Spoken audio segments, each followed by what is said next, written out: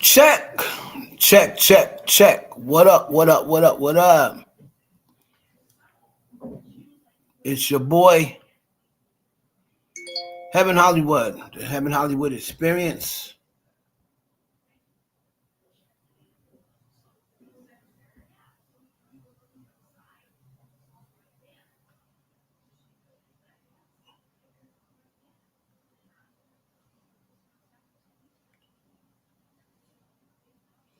Make sure you hit the like button coming through the door. We got a show tonight. ICEMAN release date is out. Megan Thee Stallion loses a lawsuit, not a lawsuit, but she loses a motion with Milagro Grams. We'll go over that. You got us on Twitch. It's twitch.tv. Add us on Twitch and subscribe to the stream, man. You get a lot. You get, unedited, exclusive streams. Also join the Patreon where we have unedited, exclusive videos that YouTube will not allow me to post. What's up, Sarah Wong? We're live on Twitter. We're also live on YouTube.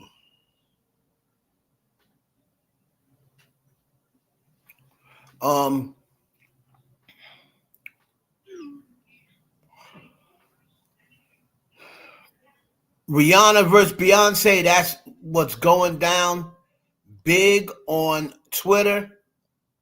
I'm a part of it because I was right in the mix.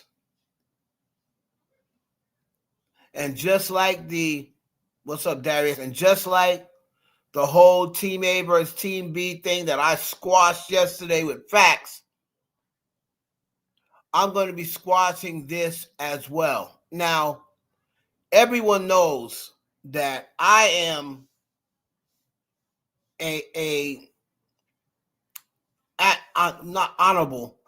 honorable member of Rihanna Navy. I love Rihanna, as an artist. I loved her personality. I loved how she was so down to earth and accessible. And I'll be honest with you, until I met Beyonce, I was like,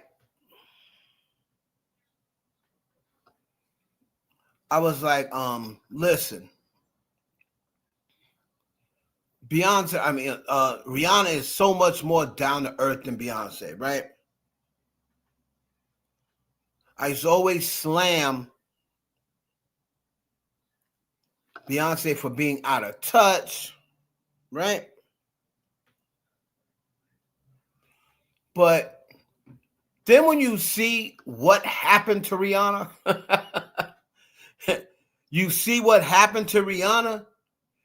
start saying, okay, I get it. Now I see why Beyonce,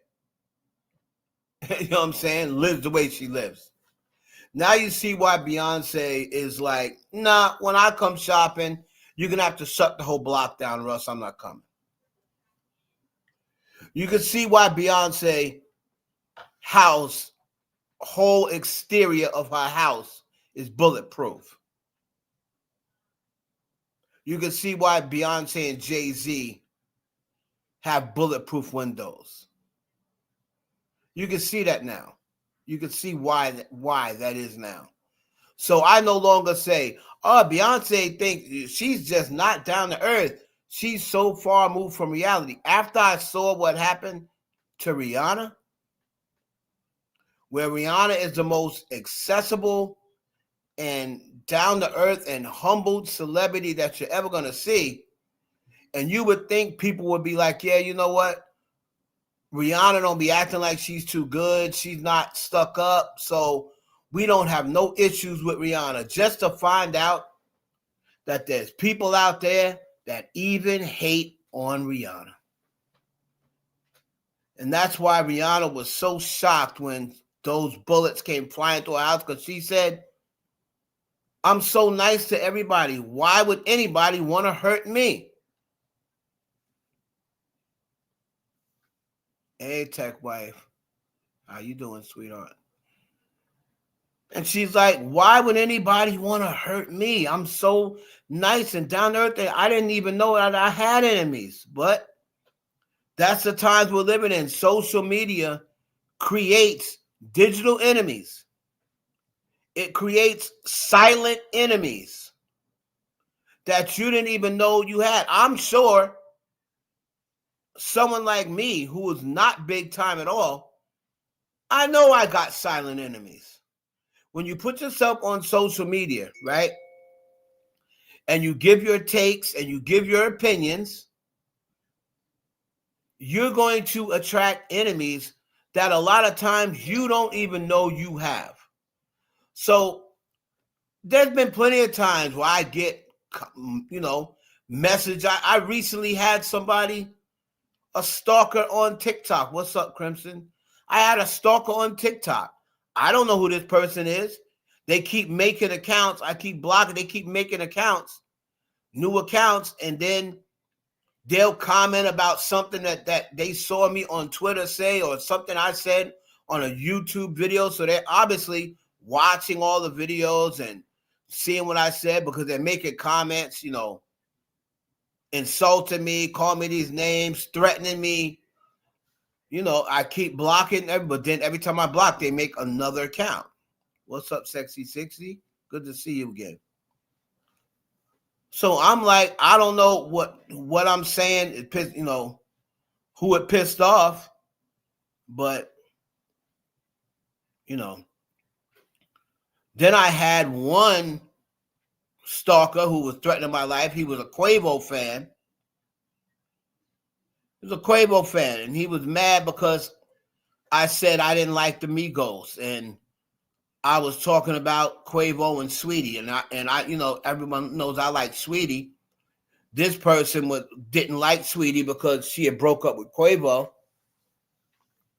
and then whenever I was giving Sweetie compliments, this dude, this grown ass man, would come in my inbox and start insulting me, threatening me.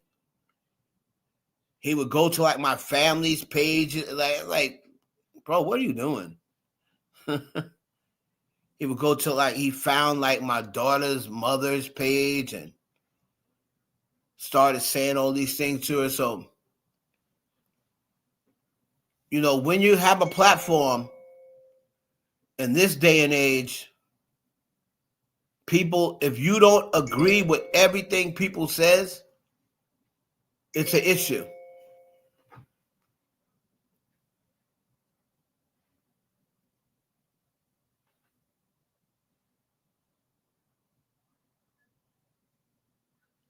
It's an issue.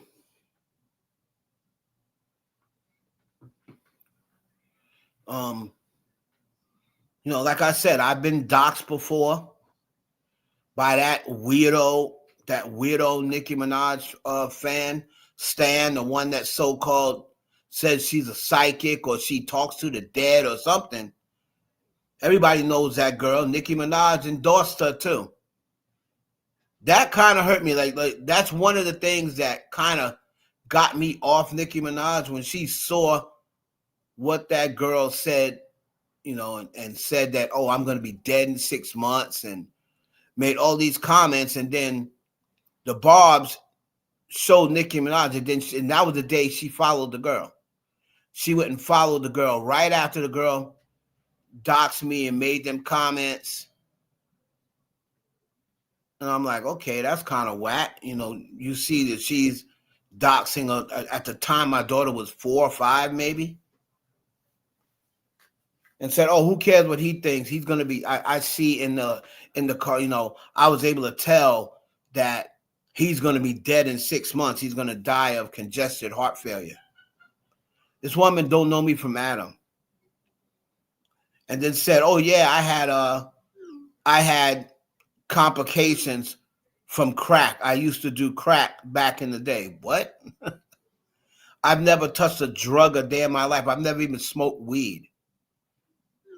So I don't know where she got that from. But she said I was going to be dead in 6 months, and now it's what? Almost 10 years later. So I guess her prediction is a little off.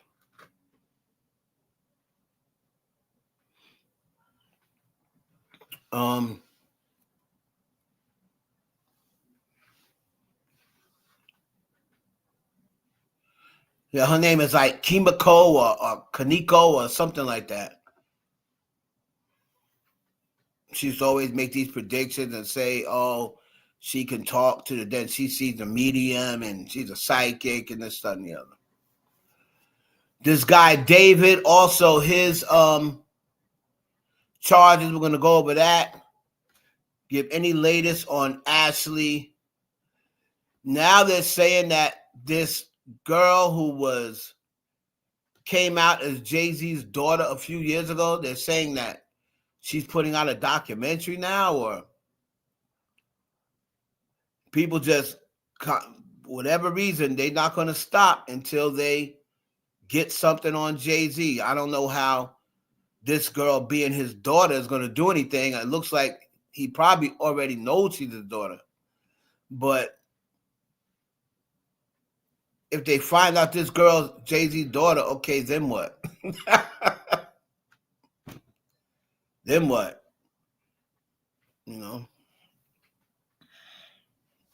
So, you know, I kind of think that they probably already come to some sort of agreement. This girl was in a mansion last year. So I kind of believe that Jay-Z realizes that that girl is his daughter. Because remember, she went on Ancestry.com and said it came back to one of Jay-Z's grandparents or something like that. And then after that, she stopped talking. So I truly believe that he already paid her off. So I don't know what type of documentary she's coming out with after he's already paid her off. I don't understand that. But if it is, it is. You know, people aren't going to stop until it makes them feel good that, you know, every single black billionaire gets taken down or gets something put on their name. But meanwhile, the white billionaires, they get to make it to their grave. Look at what we just found out about Bob Barker. All the time. He lived till he was 100 years old. Nobody bought all those things up that he did while he was alive. Nobody bought it up. But now that he's dead, all of a sudden, oh, he was a racist. Oh, he was an abuser. He was this, that, and the third. But when he was alive for 100 years, you never heard anything about it. Hugh Hefner, the same way. Was abusing women left and right, doing way more than Diddy did. You see the house he used to live in. House used to have tunnels and everything else. But while he was alive, he never got arrested, not once. Then once he's dead, here comes the Playboy documentary. You find out he was having sex with animals and minors and everything else. Once he's already in the ground. Can't do nothing about it now. But they want to make sure that all the black ones, they want to make sure that they get dragged while they're still alive. And they get taken down while they're still alive. They don't let them make it to the ground.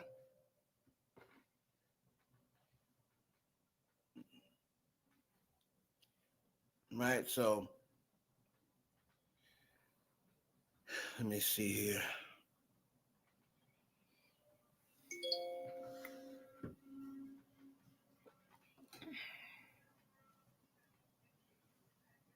So we're going to talk about those things. And of course, Nicki Minaj,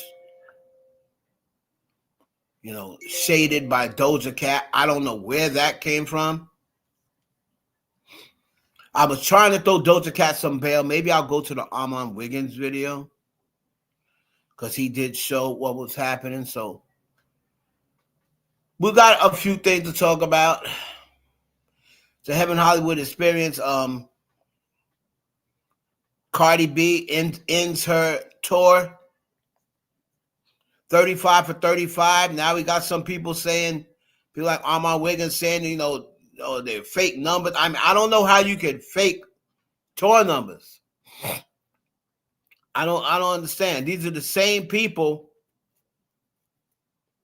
that gives everybody else tour numbers. So I don't understand now why now they would be lying for Cardi B. Why? Why lie for Cardi B? So Armand Wiggins said, oh, those are fake numbers. She didn't really sell out. And if you're not looking at that, how could you tell that? People try to look inside the venue and say, see, there's empty seats. It's not sold out. That don't mean it's not sold out. You know what I'm saying? It doesn't matter how many seats are empty. If all the seats are accounted for, you sold out. Now, whether you show up or not, that's it. And remember, the ticket scalpers and the resellers buy a lot of those tickets up front. Now, if they can't sell those tickets, what they do is resell them back to the box office. Right? So the tickets are still paid for, but there's nobody in the seats. Because they bought it from the box office, but then they couldn't sell them. Right? So those tickets are still accounted for. But there's not going to be anybody in those seats. So it's going to be very rare that you go to a concert and even though it's sold out, every single seat is taken. I've never been to a concert that every single seat was taken except Michael Jackson. Michael Jackson, people were standing. And the Prince Purple Rain tour. Even some nosebleed seats was taken, was in the Prince tour. Like the first night. But then like I went like 4 nights. But then like the 4th night, there was still seats available. But they were saying it was sold out. But you can buy tickets and then you get a death in your family, your car breaks down, you get sick, you can't go. So a lot of things happen. I know somebody who had tickets for the Cardi B concert, but then something happened. One of their relatives got sent off to Iran. And they had to watch the person's child. So they didn't get a chance to go, even though they had tickets. That ticket was bought, but they didn't get a chance to go to it. So that's what happens. Right? So it's your boy Evan Hollywood. When we come back, we're going to get into it. We're going to get into this whole Rihanna, Beyonce thing. You know how I do. I wrote an article on Twitter about Rihanna versus Beyonce. Somebody made a tweet that went viral. We're going to go over that tweet when we come back. So let me share my screen so y'all be able to see what I'm seeing. Okay. Y'all like my wallpaper in the back? Y'all see the boy back there?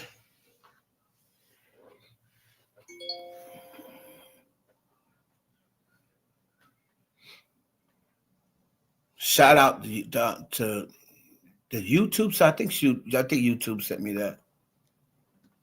I still don't like you, YouTube. So you can don't just because you sent me some damn wallpaper. I still don't like y'all's asses.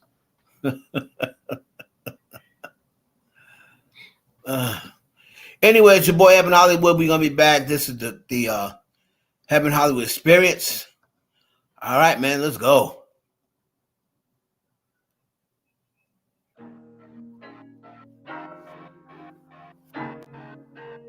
Gotta get to see something. I can.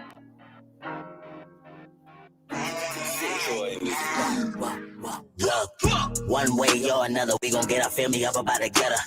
Brother, you was out of pocket, no, I didn't stutter. I drop it back in the trap when investing in the streets, you treasures recover.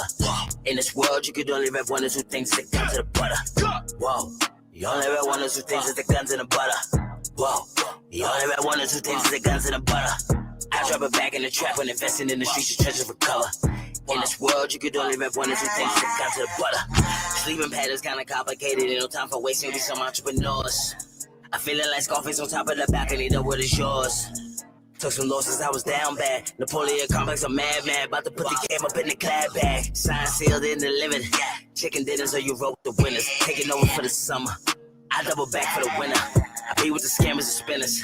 Innovators in the middleman. All my riders got a dental plan. None of my shooters got Instagrams. Bang, bang. Got some rich headed out of bounds. Had to hop in the renty to ride around. About to switch up the whiskers, they stalking now. Whispering body dropping on my side of town. Flick of finesse, known to stay up out the mess.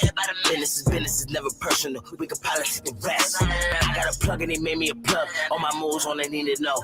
Rapper weed got me speaking slow. Bet you pay attention when we speaking up. Give it drown, you gon' sink or you swim. In the field, we be getting it in. Type of pressure that took boys and the men. Fly gotta feel me back at it again. Yeah. One way or another, we gon' get our family up about to get her. Brother, you was out of pocket, no I didn't stutter. I drop it back in the trap when investing in the streets, your treasures recover. In this world, you could only rep one or two things that come to the butter. Everybody,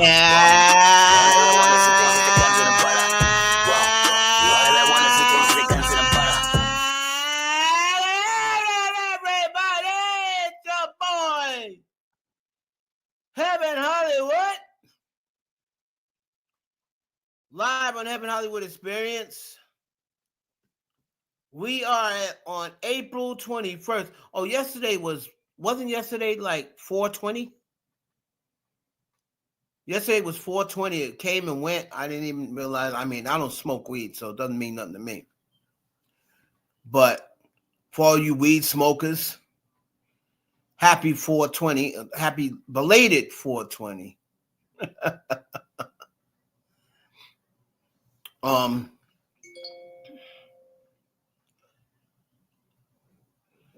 Lead single coming video. I wonder how it sound. Boy Wonder was at the Ice Bar. Okay, that's what I'm saying. Boy Wonder, let's go. Matter of fact, that's what we're going to start off. Let's start it off with the boy,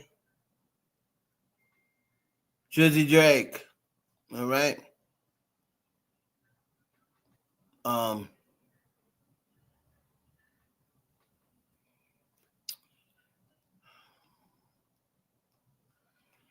We're going to get into Rihanna. We're going to get into this whole thing with Cardi B fans and Nicki Minaj fans talking about the top female rap tour. We're going to get into all that.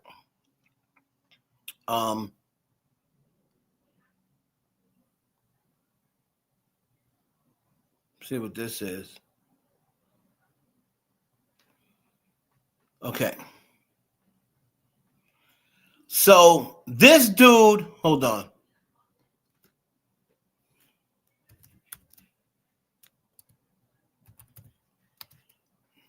Now, I don't know who these people are, but let's just start off with ICEMAN. And as we all know, a part of his rollout, Drake had a big old ICEMAN center block. And they were saying that he had to melt it, right? They had to melt it so we could see what's inside, right?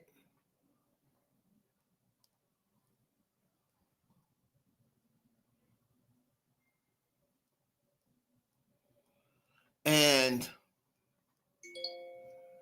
it came out today. They put it up yesterday. So I thought it would have been cool if he just would have had it melt. It took a week or whatever to melt and then get the date inside, right? But it's come out that the date is May 15th. So let me get let me see here. Shout out to Wes, my brother. All right. So it came out today that ICEMAN, even though they didn't wait for a week, is coming out on May 15th. Now, I don't know who none of these Drake guys, none of these streamers. I think this guy Academic said he sent one of his goons or whatever. I don't know who none of these dudes are. But Kiska, I don't know who Kiska is, but he unveiled the release date of Drake's new album, ICEMAN, is dropping on May 15th. Remember, I had said I thought it was going to be June. I definitely knew it wasn't going to be no April. But let's take a look at Kiska when he revealed the date.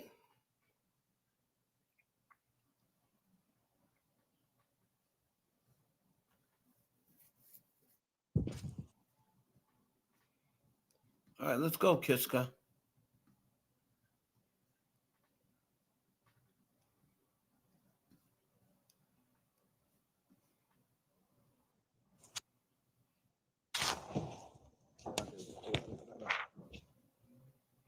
Come on now. I got it on the slowest thing. ICEMAN, May 15th. May 15th. TOS? TOS. 2024, 2026 will be the year. Am I reading this wrong? Will be my year. 2026 will be my year. 2096. I'm not reading that number. Come on, man. Just holy shit, you bro. Read. Wow.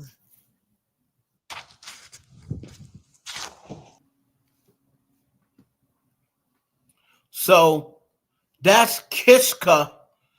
Now, if you were paying attention, if you were watching earlier, DJ Academics had a picture of him. He had like a flamethrower and an ice pick, right? Now, May 15th is official. After pulling up to Drake's spot, Kiska reveals he was gifted stacks of cash following the viral sculpture moment. So, from cracking the code to cashing out, so he gave him a stack of cash. This dude, Kiska, right? So I'm going to assume this dude is one of his cronies or whatever. But he gave him a stack of cash. He's a streamer, of course. I don't know who these streamers are. These are the new celebrities now. You know, everybody knows who these streamers are. You got, right here? I'm assuming? You know, famous females now are trying to date the streamers. Okay. Okay. Alrighty.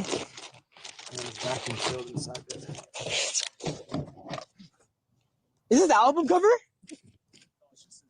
This is the album cover.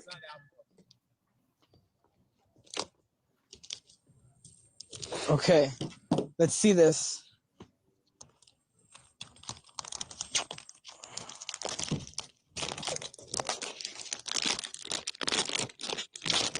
Oh my god. Oh my god. Yeah, cartoon. This looks like a magazine. Comic book. A book? Darius said, I think he already revealed that Sexy Red is on the album, I believe. Unless he's just trolling. ICEMAN, May 15th. May 15th. TOS? TOS!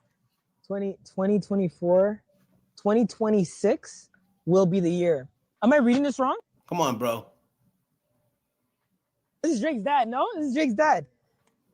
Holy fuck. Ice News, issue number 1. What flag is this? I've seen this. Or it looks like a hospital sign.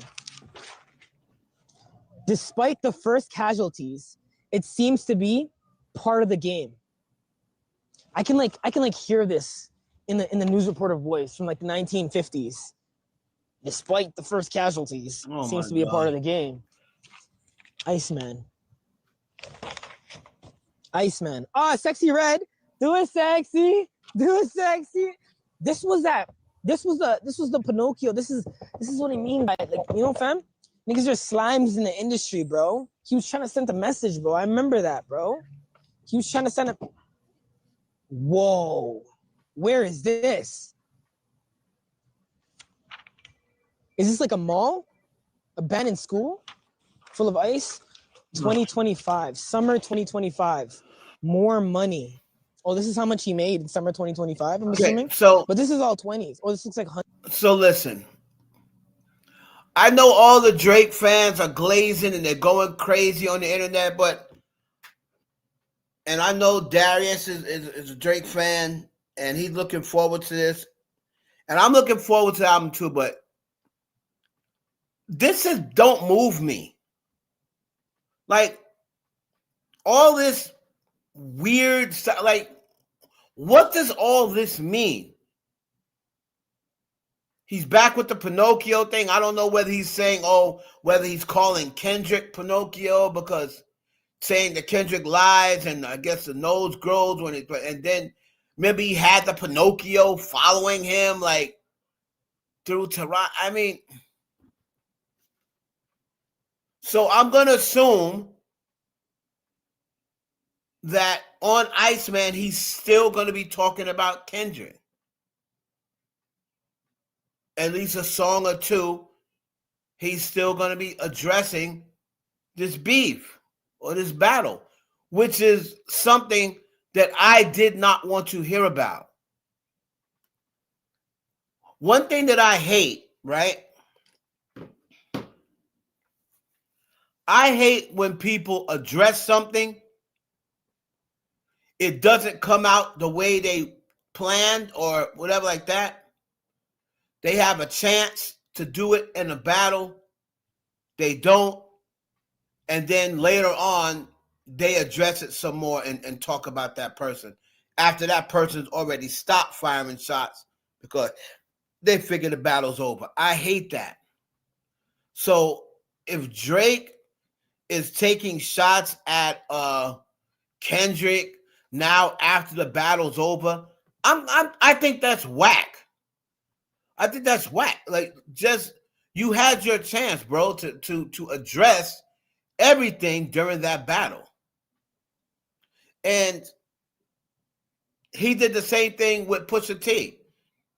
You know, he said that he wants to stop battling after Pusha said that about his friend, about 40. You know, and as he should be upset. He said, after that, I just didn't want to battle anymore. But then he comes back with, I got to get him back for that. It's non-negotiable. Like, I thought you didn't want to battle Pusha anymore. But then after Pusha doesn't say anything else, then I got to get him back for that. That's non-negotiable. Like, you can't get him back. The battle's over, bro.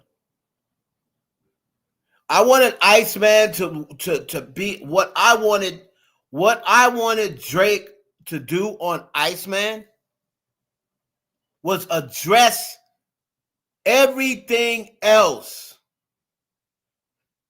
Address the people that turned on you, one by one. One record. You've already done LeBron 3 times already since the battle. Forget LeBron. All right? What did I miss? You were talking about LeBron. I want you to put one record in there, and I want you to address every single person by name. And that one record only. Not Kendrick, though. Future, Rick Ross, Weeknd. You don't need to address Rocky anymore.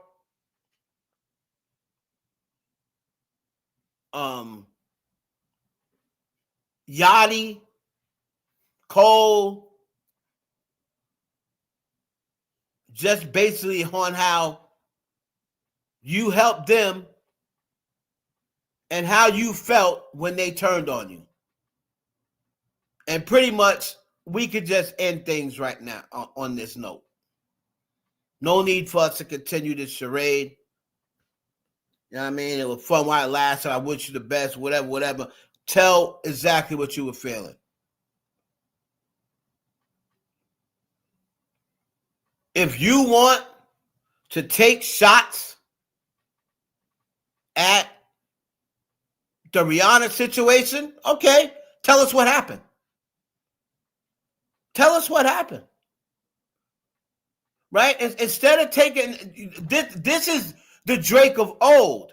Remember when the Drake of old would put his business in the music? Oh, from what's her name on Hooters from Peachtree? Oh, she told me that, I'll never be as big as Ludacris. I'll never be as big as Trey Songz. Like, if you want us to care about the situation or care about you taking shots with Rihanna, tell us what happened, bro. Why did y'all break up? Why did y'all break up? What's the real story? What's the real story?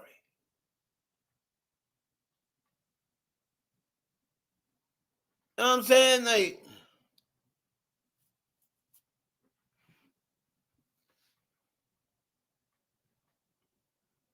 ICEMAN should be, I'm back to being a cold-hearted person, or I've now turned into a cold-hearted person and I'm not the same person that was giving y'all grace. I'm just out here to take out everybody. I don't have no friends no more. No new friends. The only friends I got are the people that started with me. 40. Boy, one like, this is who I'm rocking with. I'm just going to be cold-hearted from now on. I don't trust none of y'all no more. What's up, Lori? But what I'm saying, Isla, is this. If he's going to address it, right? I don't want to hear no more shots at ASAP Rocky. Right? I want to hear what happened. I want to hear what happened. I'm nosy. They're going to say he's bitter anyway. They say he's bitter when he addresses ASAP Rocky. They say he's bitter when he throws shots at Rihanna. Right? So we might as well find out what the hell really happened. Why did y'all break up? Said the lead single's about to set the tone.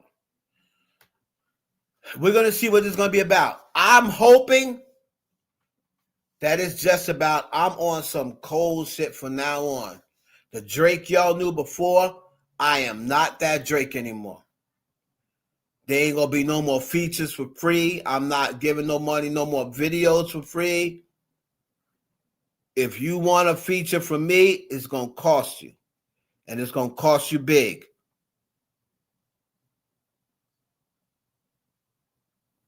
You know what I'm saying?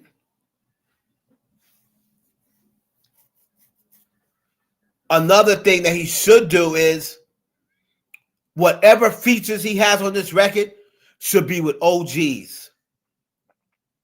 Should be with OGs. That's how you get your respect back in hip hop. I'm not good for the culture. Check out this new record I got with Nas. Check out this new record I got with Method Man.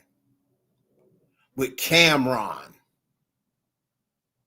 Cameron says you his good friend, you his man. Where's your record with Cam?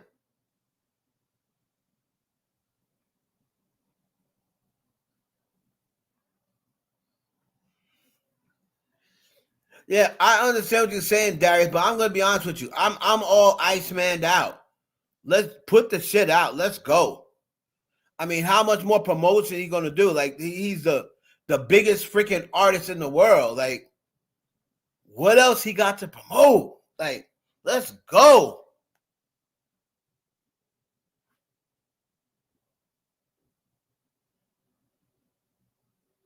You've been promoting this joint a long time now. You know?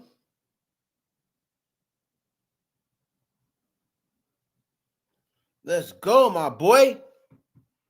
Iceman, come it. Let's go.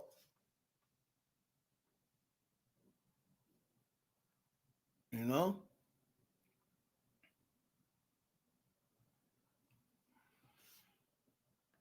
Like I said, man, because people were saying, oh, ever since what Kendrick did to him, he's never going to see enough. People like Elliot, right? Elliot Wilson said, I don't think Drake's going number one ever again after what Kendrick did to him. And in the few songs he put out, he didn't go number one. So to get that out the way, like I said, if I was Drake, I would have went to Taylor Swift and say, I'll pay you whatever. He probably won't now because Taylor was saying bok, bok, bok, bok, bok, like on TV. But it don't got to be Taylor Swift. Ariana Grande.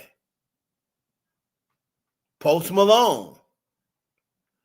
Morgan Wallen. I don't give a damn. Let it be Morgan Wallen. I would have came back and did a song that I knew was going to go number one, just so you can get that narrative out the way and be like, F you, Elliot. Here's my number one. You said I wasn't going number one no more. Once you get that number one out the way, then you can get in your bag. Because at the end of the day, it's still going to be about the charts, right? That's what they're still going to judge him on, how well that song does on the charts and what it does first week. Now, if you believe that Drake is doing over 500K first week, put a 1. If you think Drake is doing under 500K first week, put 2. So put a 1 if you think he's doing over 500K. Put a 2 if you think he's doing under 500K.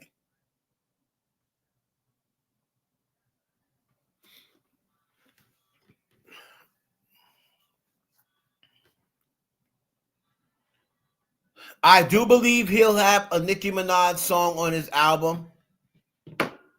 And if he doesn't, there's some sort of issue.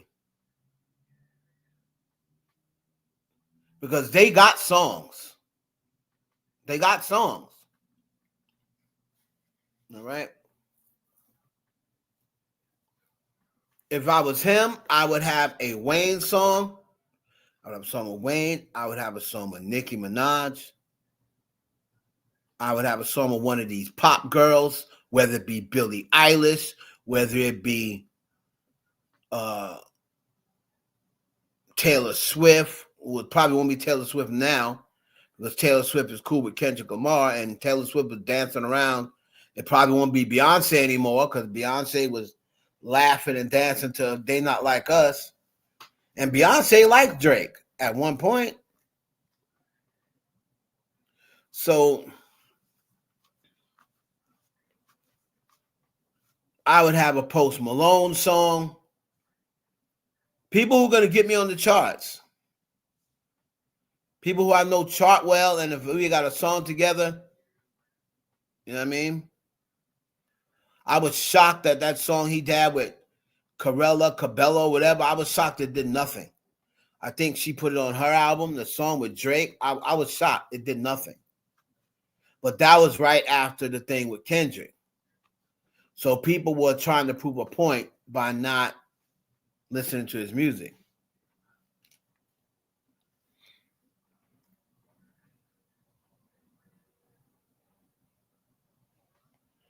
So we're going to see what happens.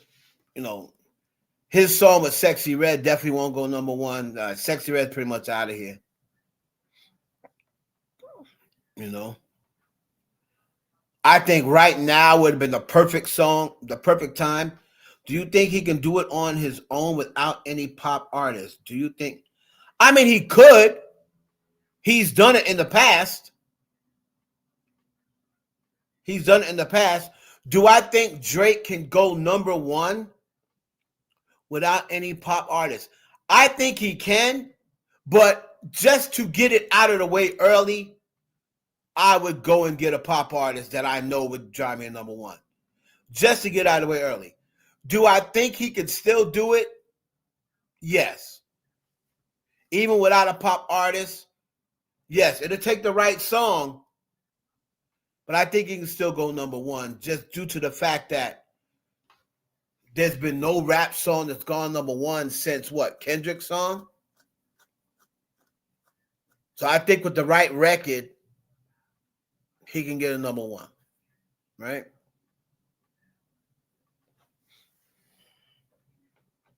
But just to troll,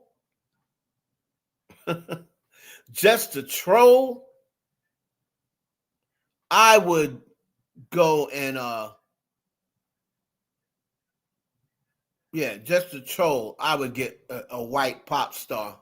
Since y'all said I'm a culture vulture. Anyway, that's how I would be trolling. I think he's doing 600K. But if he don't do 600K, I think he'll definitely do over 5. You know, they've changed the rules so much on Billboard. They've changed the streaming rules, and now that he's in a lawsuit with UMG, that could end up being a problem because you know UMG got a lot of power. They may start messing with his numbers, and instead of doing 500K first week, they may say he only did 350 to make it seem like he flopped. They can do that. Right? They can do that.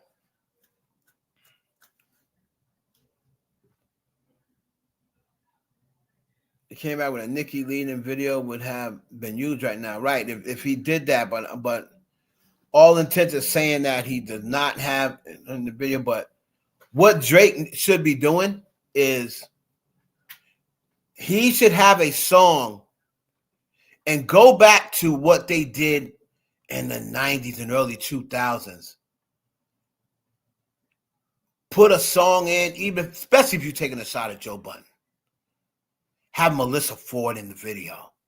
That's what he missed with that song with Party Next Door. He put, the song with Party Next Door where he said, Melissa Ford, you're elect. He should have did a video with Melissa Ford sitting on his lap. Man. See, these dudes have no creativity. You got to get a video with, like, who's the popular girl on OnlyFans? You know what I mean? Like the girl that's trending and popping. You got to do a video and put them in your video. That's the type of shit you got to do.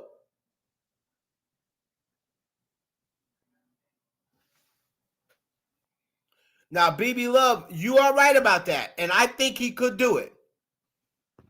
I think he could do it. You have to go with the time. Like, people who are trending right now, put them in your music video.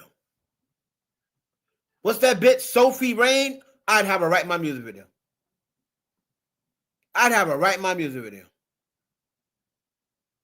Melissa Ford, after she got dissed by,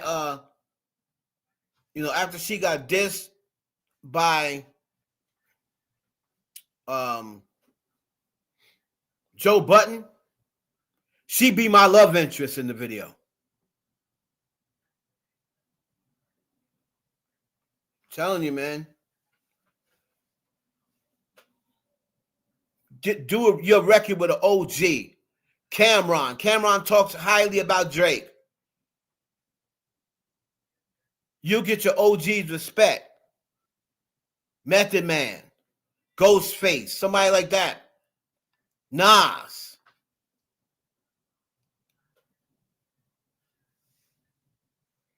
You really want to shake the room, come back with a record with Kanye West.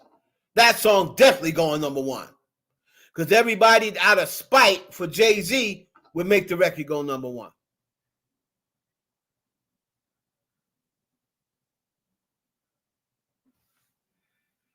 What kind of song do I think should drop first, BB Love? I think he should drop a rappity rap, I'm back type record. A rappity rap, I'm back type record. You know what I'm saying?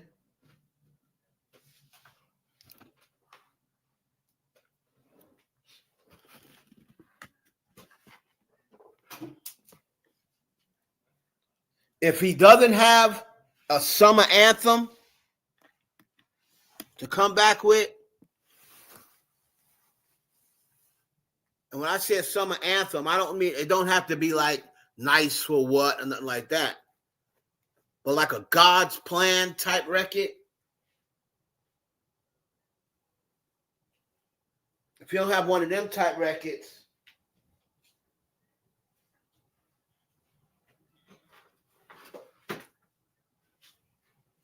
then I would come back with a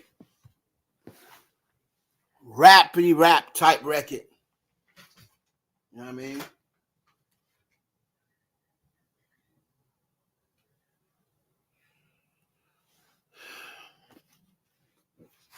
But you have to remember, you have to test the waters and see exactly what people are listening to. Rap changes all the time.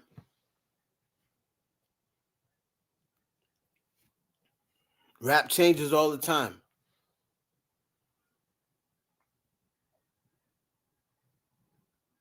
He comes back with a record, a vulnerable record about what he's been through, what he's overcome, how he's been talked about, what he's been able to overcome, how he's changed, how he's grown, the things that's been happening in his life.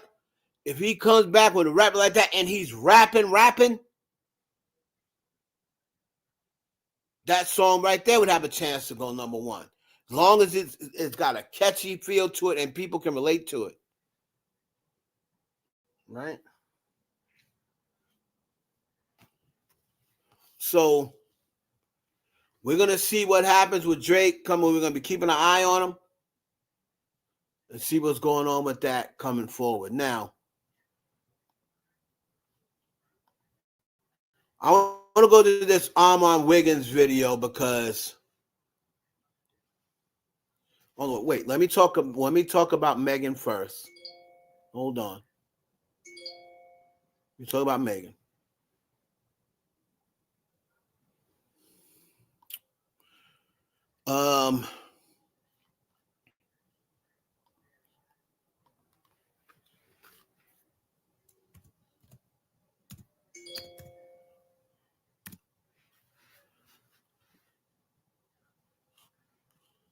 So let's see. So Megan Thee Stallion. Okay, I didn't even know that this lawsuit was still going, but I thought this case was over, and Megan had won, ended up winning like $59,000 or whatever, and I believe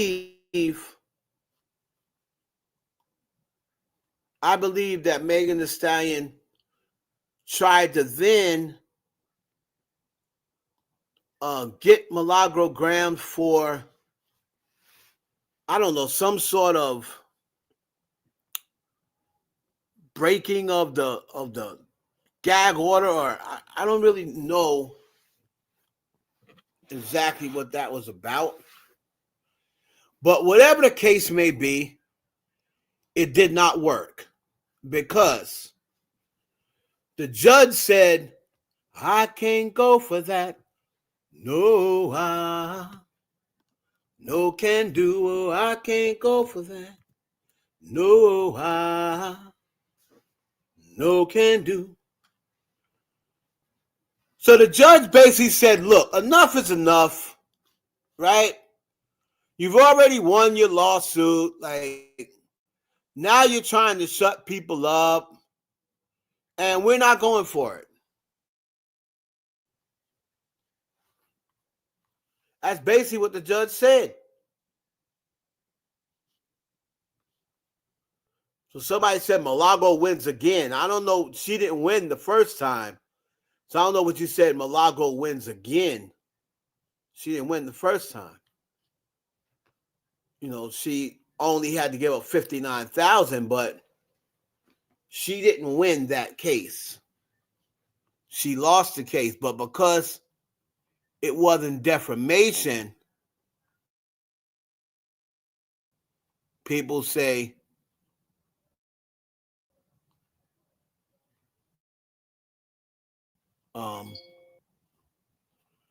I want to go to who had the story.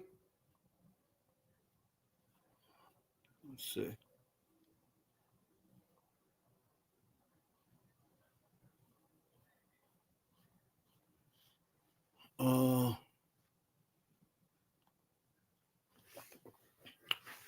I think Megan Cuniff.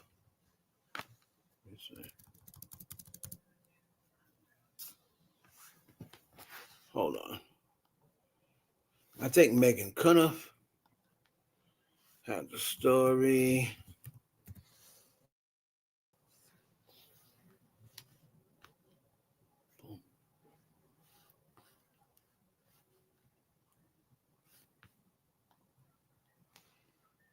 All right. So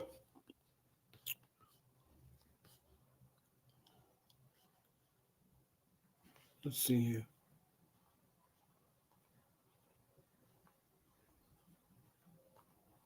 Let's see what she posted yesterday.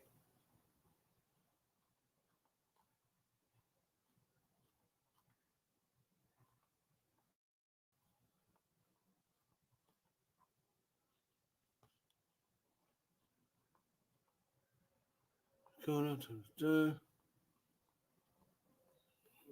there.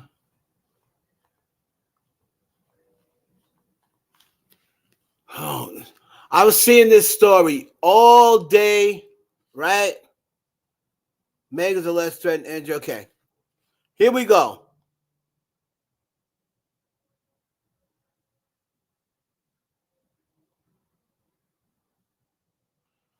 So let me, okay, right here.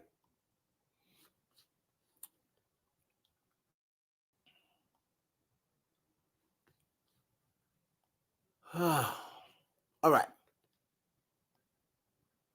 Trying to make this bigger.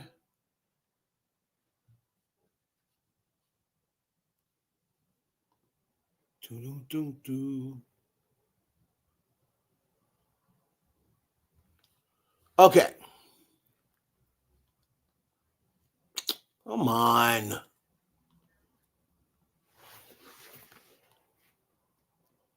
It's some bullshit.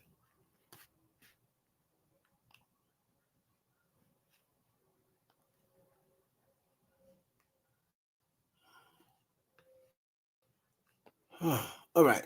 Sorry, guys. This thing is not acting right.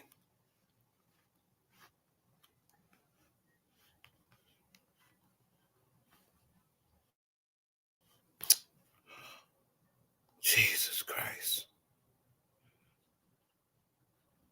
I can't like control it's not letting me move it up and shit like that. Like, what is going on here? Come on, man. Let me scroll up. Jesus Christ. It's not allowing me to scroll up. All right, I'm going back to this. I was trying to make the page.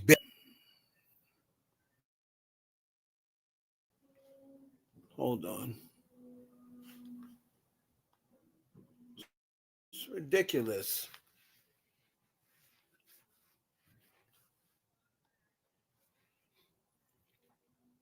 Sorry, guys, but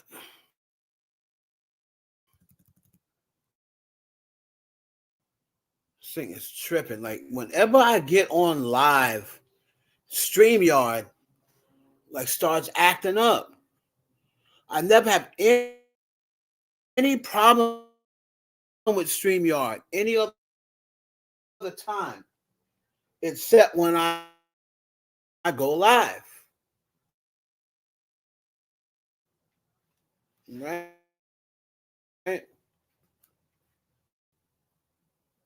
Finally, here's the scroll down. So make sure I keep this.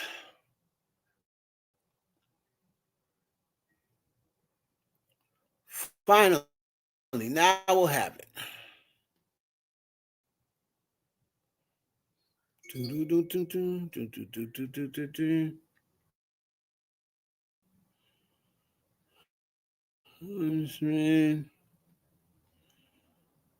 All right, here we go.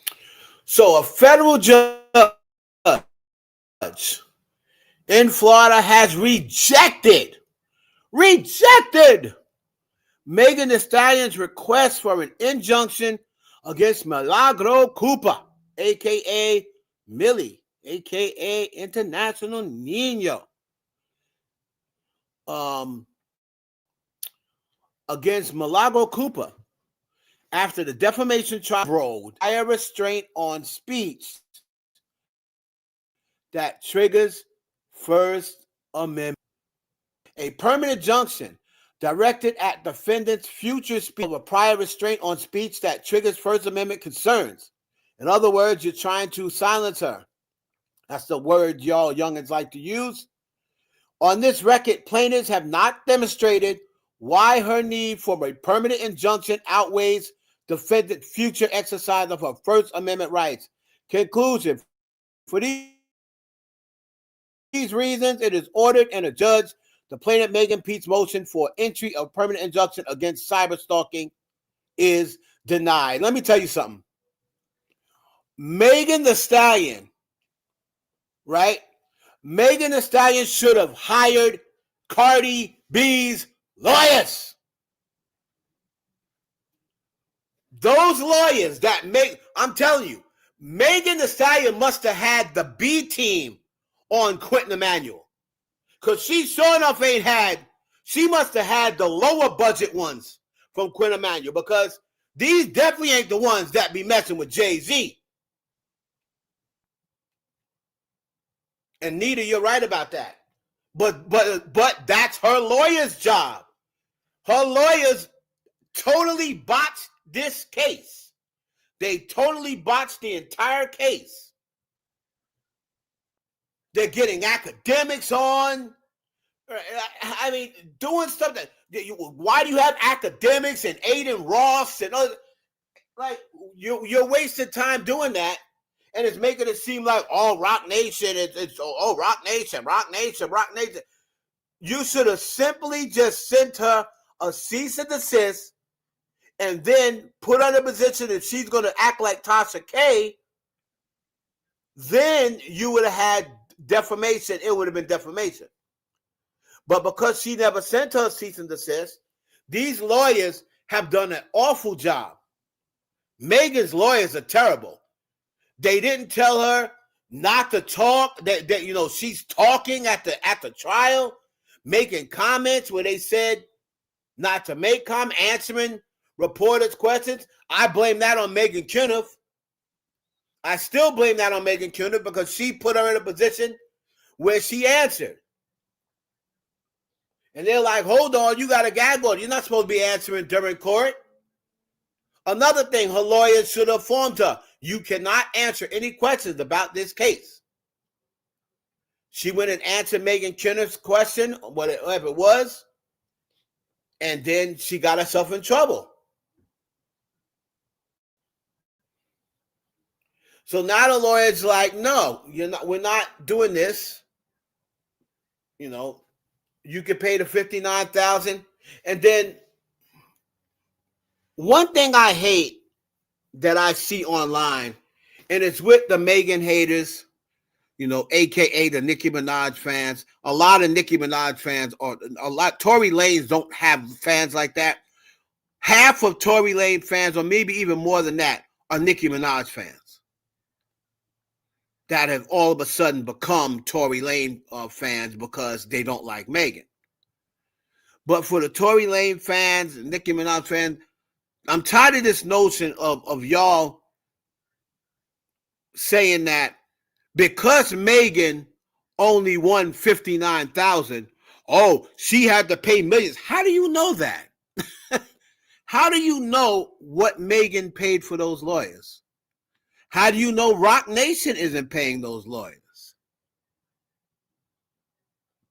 How do you know she don't have attorneys already on payroll?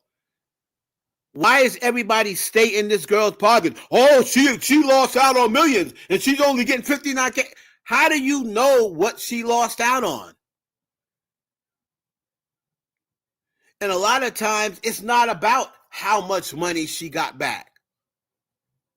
It's about the principle.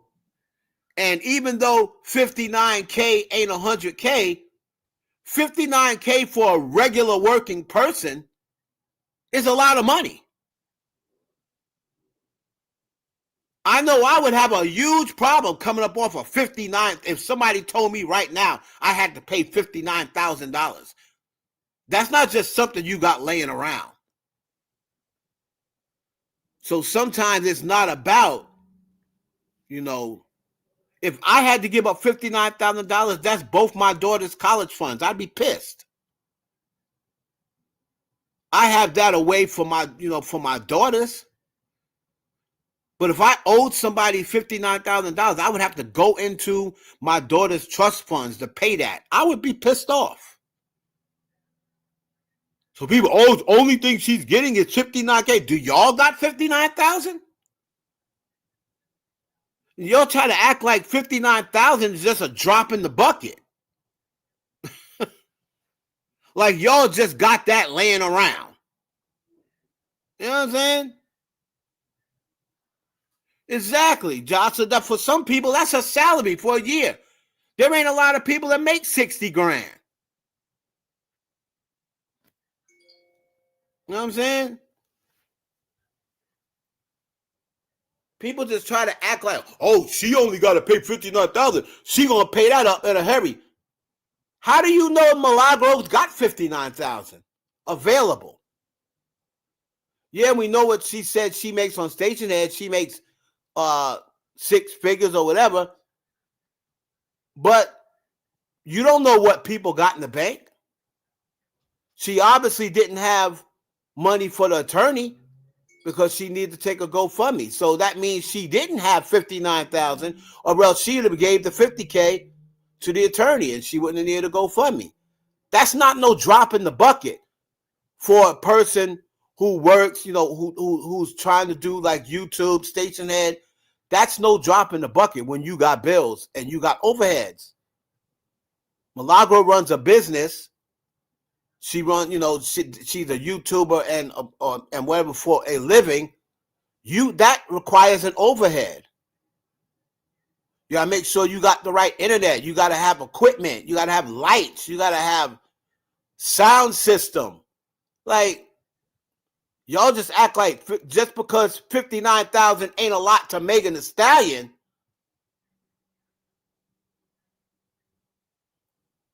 And because she only got $59K, and because she had to pay more for her lawyers, y'all try to make it seem like Megan Thee Stallion lost. She didn't lose. She won the lawsuit because she don't have to pay her anything. So if Megan don't have to pay her anything, since she's got to pay her lawyer fees, I don't know how people are saying, oh, Megan lost. She lost this.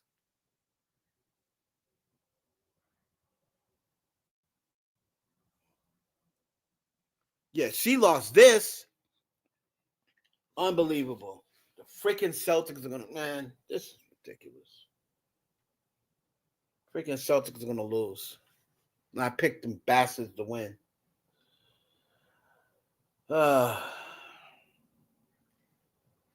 So wow. Yeah, they're gonna lose.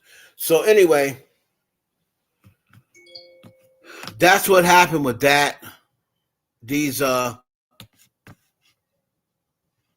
Milagro Grams. She can talk about Megan Thee Stallion. Now, again, Judge Altanega had a 21-page order. Says Megan's alleged threatened injury does not outweigh the harm a permanent injunction would inflict on Milagro because it constitutes an impermissible prior restraint. Even if plaintiff met her burden in showing a likelihood of irreparable harm, plaintiff's alleged threatened injury does not outweigh the harm a permanent injunction would inflict on defendant because plaintiff requested relief constitutes an impermissible prior restraint on defendant's speech. The First Amendment prohibits almost all restraints of future speech. An injunction forbidding certain communications before they are made is known as a prior restraint on speech. So the judge just shut that down, and Megan's lawyer should have knew better. But I don't know what the hell these lawyers are doing, but they messed her up. All right.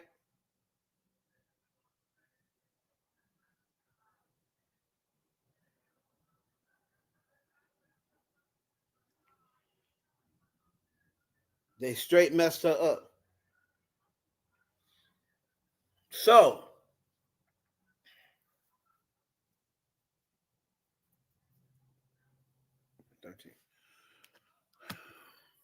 let's move on from that. So Milagro can talk about Megan if she wants. I wouldn't suggest it, but freedom of speech, she could talk about her going forward, and I guess Megan will have to, if she hears her defaming her character again, make statement after his arrest. So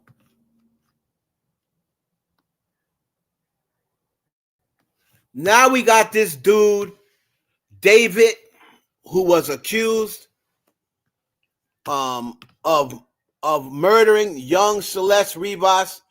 The girl was 13, 14 years of age at the time. I don't really like messing with Khadijah Lynn because of the whole Diddy situation. But she had a very informative video about this dude. So let me see.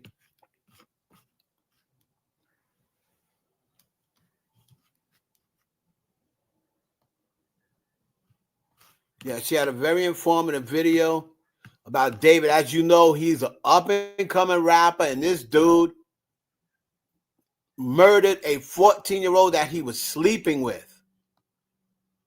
This is who y'all need to be trying to get. Diddy messing with grown-ass women. This is who y'all need to be after. Dudes like this loser. Y'all more concerned about keeping Diddy locked up than to locking up dudes like this, who was actually with a minor.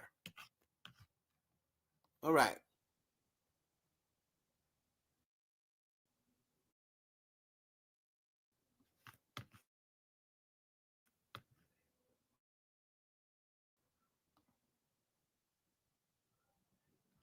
Bail. So his ass is in jail. In jail without the bail. Hold on.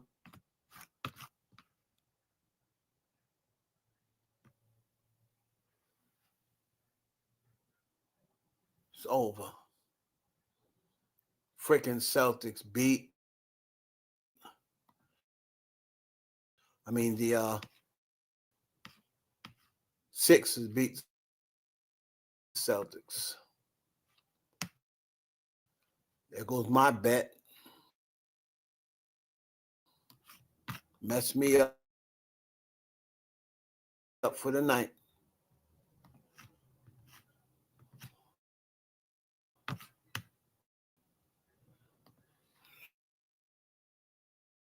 Okay, so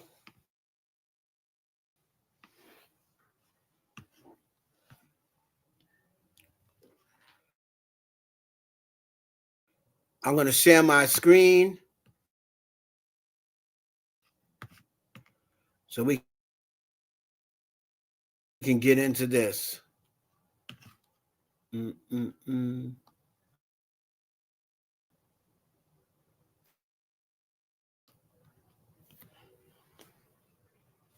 What the hell? Khadijah Lynn, get a copyright strike. This is not my footage. If y'all want to see the full video, y'all can make sure that y'all go check it out on her channel too. It's always something, man. Let's go.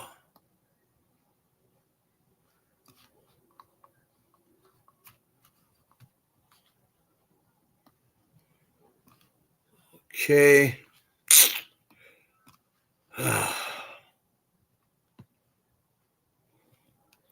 So as we know, this dude, David, or whatever his name is,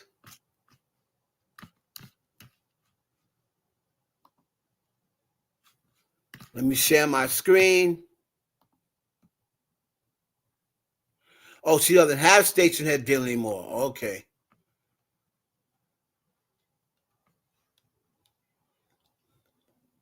Let's see. Well, you said, Journey and Rick said, I know Rock Nation's lawyers ain't cheap. Yeah, but again, you don't know the type of deal. That's kind of like with Jay-Z, all right? Jay-Z does not pay Alex Spiro like how Diddy was paying his lawyers. If you listen to Jay-Z's song, God Did, he said, I got lawyers like shooters ready to work pro bono for him because I thrown him M's. See, Jay-Z is not the average cat. Jay-Z was paying his lawyers. He has lawyers on payroll that he pays a yearly salary. Even if nothing ever comes up, they're on payroll and they've already been paid. So that's why Alex Spiro drops everything when it comes to Jay-Z, because he's been paying him for years on payroll. So I don't know whether Megan has that sort of deal. I don't know whether Rock Nation has that sort of deal for her. I don't know. Like I said, we don't know what type of deal Megan has with her legal team. We don't know whether she's paying them per job, like how Cardi B does her lawyers, or like how Diddy was doing his lawyers for trial. But Jay-Z ain't as dumb as it. Jay-Z is just smarter than everyone else. He knows in this business something was going to eventually come up, and that's why he got his lawyers on deck. So, let's see here. All right. So let's hear Khadijah Lynn talk about David and the reveal of his. So we now know that David is being charged for taking the life of Celeste Rivas Hernandez because there was already an ongoing investigation into him having a relationship with her. And they're alleging that David. Come on.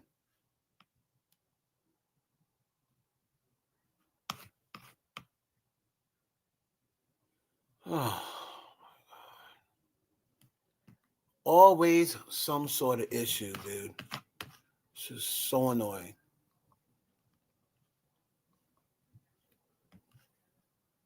If I go live, I always have the same issue.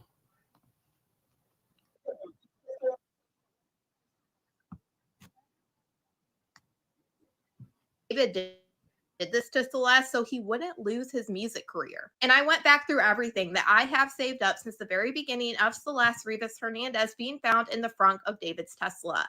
And now it makes sense. These photos were uploaded of David by somebody that was friends with Celeste and knew her, of David literally around the corner from Celeste's home in Lake Elsinore. And in my opinion, I think that these photos and the evidence against David. Multiple media sites, including CNN, were able to find the children, and it was literally 0.3 miles away from Celeste's home. CNN also reported in their huge timeline reporting that they were able to find out that this photo of David was taken between January and March of 2024. And yes, during this time, Celeste would have only been 13 years old. Now, a child is who actually took to social media on TikTok to post these photos of David and what he believed happened because he knew the kid in this photo. Popular artist got caught giving thousands of dollars to kids. Now, why did he? Little secret of him dating a minor. Yup. Who knows if he's still dating this minor? And people commenting, proof. Why the fuck else would he randomly go unnoticed? No one knows about this. To meet kids, bring them canes, give them thousands of dollars. Why else would he do that? Why else would any celebrity do that? You know exactly why. And I'm not just guessing here. This is a picture from someone who knew the girl, and they told me this story. On top of this, Celeste's former teacher was recorded by a student, and it was put on TikTok of him basically saying the same exact thing that this kid was saying on TikTok. That's her in my classroom in front of this poster right here.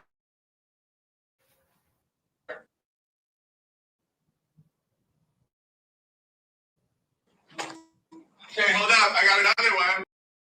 This other kid exchanging stuff with the second because he's also in my classroom. How long ago was this? We all just found out yesterday who it was, but she's been missing since I taught her. So when I taught her, she met this dude on social media. He was a rapper in LA. He came and got her. She ran away from home. She was gone for like a month. The cops found her in Hollywood, brought her back to our school. She came back to our school, kind of told people this story. She disappeared again in May of that year, May of 2024. That's when her friends told me what happened, that it was this rapper, that they were like blackmailing him, all of this stuff. And then I found out yesterday that she's now dead in that rapper's car. Not only did that teacher say that cops already had caught Celeste with David and brought her back, so this explains why there was an investigation into David, also claims that these kids were blackmailing David. And I am almost positive because of what this teacher was saying, he is probably also going to be a witness too.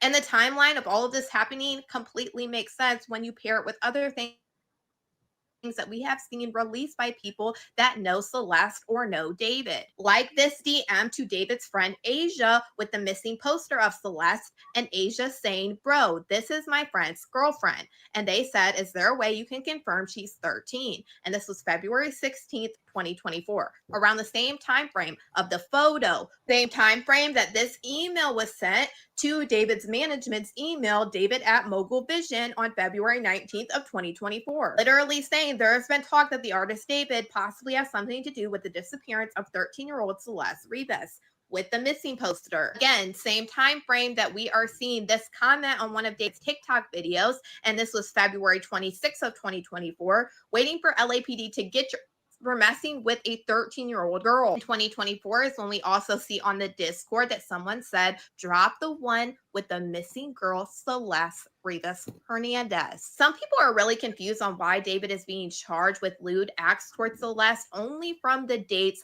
of September 7th, 2023 to September 7th of 2024. And I'm going to explain this to you. So the charges David has is for someone that is under the age of 14. Those date ranges is from when Celeste is 13 years old till the day she turns 14. Now, why that's a big deal? Because under the age of 14 is a much harsher sentence if you are found guilty of that crime. So yes, basically they stuck with a harsher time frame because they want to try to nail his ass. Out of the 40 terabytes of evidence that they are claiming they have, I think we are about to see a lot of this information that was already put out to the public. And I'm talking about Discord, all of the messages, also talking about these pictures that were being leaked on the internet, everything. But during this preliminary hearing that is coming up in a couple days, I'm sure this is when we are going to start hearing a lot more of exactly what type of evidence they have. But now going back, it completely makes sense on why they were saying there was already an investigation and they are trying to say that he wanted to take her out because of this investigation. But y'all, let me know what you guys think about all this in the comments. I'll tell you one thing. I can't stand that broad. You don't want to get behind. If you're in a business, here's what Hold on. I tell people. If there's a 36-month countdown, that sounds crazy, but in the next 3 to 10 years, there's going to be more change happening in humanity. I can't stand that broad, but she cold. The researching and stuff like that and finding old shit, let me tell you, she cold. She one of the best out there. And I don't like her. I can't stand her. But she cold with it. She be finding all the old shit. Now, let's see here.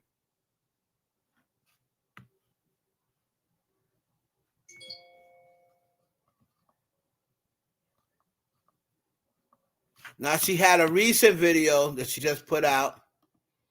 And again, if y'all want to see the full video, y'all can go to her page.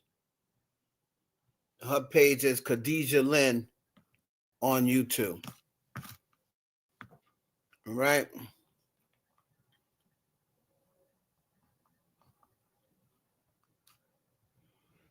So this dude, you know, planned this whole thing. He's been messing with this 13. She messing with her when she was 13. The police had actually caught him before. The police actually caught this dude in the past. She ran away. The police brought him back. The police brought him back.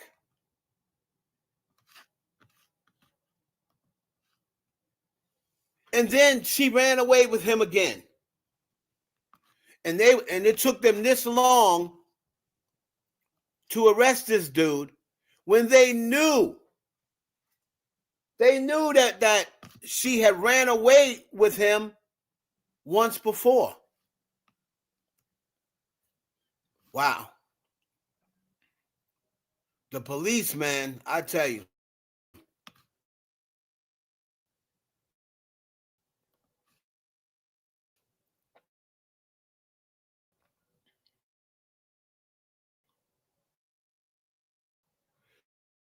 So now an accuser, I'm going to assume this was a prior accuser. You know, come people? Yeah. I don't know where the hell this person was all this time. But here comes another accuser. All right, let's see what they talking about.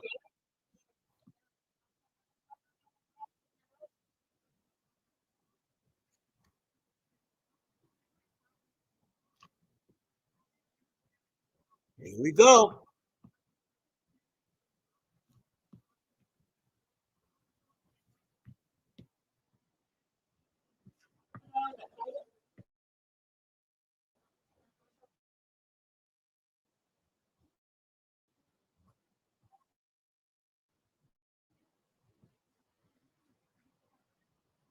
David is now being accused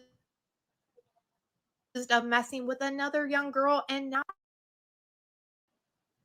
she has decided to make a statement publicly. This young girl is saying that she was with David at the same exact time that he was with Celeste Rivas Hernandez. She gave a statement and this photo of her and David to a content creator who has been looking into this David case for quite a while now. She is the same girl that I talked about a couple weeks ago that private investigator Steve Fisher came out very publicly and said that he was also with Celeste. So first, before I get into her statement, I do want to read you this post that was made by Steve Fisher before David was arrested or charged for the murder of Celeste Rivas Hernandez. At this point in time, about 2 weeks ago, he was getting frustrated, wondering why they had not picked up David yet. And one thing he said that he believed they should have picked him up on was charges for being with these young girls. And in this post, he said, I have proof that he had an ongoing illegal relationship with another minor at the exact same time he was going with Celeste. This proof includes a statement from the minor and dozens of photos that include the minor and David. Yes, law enforcement is aware of this relationship, and I'm also aware of a third minor, and yeah, 2 more. And like I said, this was before everything happened with David, so he wanted to know why charges he statement by this young girl that has now been released publicly. She says, hi everyone, I know nobody knows who I am, but I was a victim of David Burke. Identity has remained hidden, and this is all very hard for me. But to see him behind bars brings a smile to my face. I feel safer and more at peace with my life. I appreciate everyone who helped bring me and the other, but they will be other minors that they actually asked if David was going to be charged with any other minors at the press conference to the district attorney. Mind you, now we have the private investigator Steve Fisher saying that this minor has went and also gave their own statements. It appears that she believes that she's about to get justice too. Now to actually see that this young girl wanted to come forward and at least give the public a little bit of something saying, hey, this did happen to me, but obviously she doesn't want to reveal who she is because there is a possible ongoing investigation. It's really heartbreaking to hear the allegations that David was going with this young girl every single now person. Another girl's coming Let forward, and I'm telling you right now, in the comments, it's not going to stop with her. I'm telling you. There's going to be more. Because obviously, and a lot of people are saying, I blame the parents, and I don't blame you for saying that. Because I know when it comes to my daughter, I'm telling you, I'm on top of everything my daughter does. And every 20, 25 minutes, if I don't hear my daughter rambling around the house, I say, hey, what you doing? If I go 20 minutes and I don't either hear her jumping rope or running or watching TV, and if she is somewhere on her mother's phone, on her tablet, and I don't hear from her for like 20 minutes, I say, hey, what you doing in there? And she'll say, oh, playing a game or whatever. What game are you playing? Such and such. Is there better not be no chatting? And if she said there ain't no chatting, let me see. So these kids that are talking to grown-ass men on the internet, it's because their parents are not checking.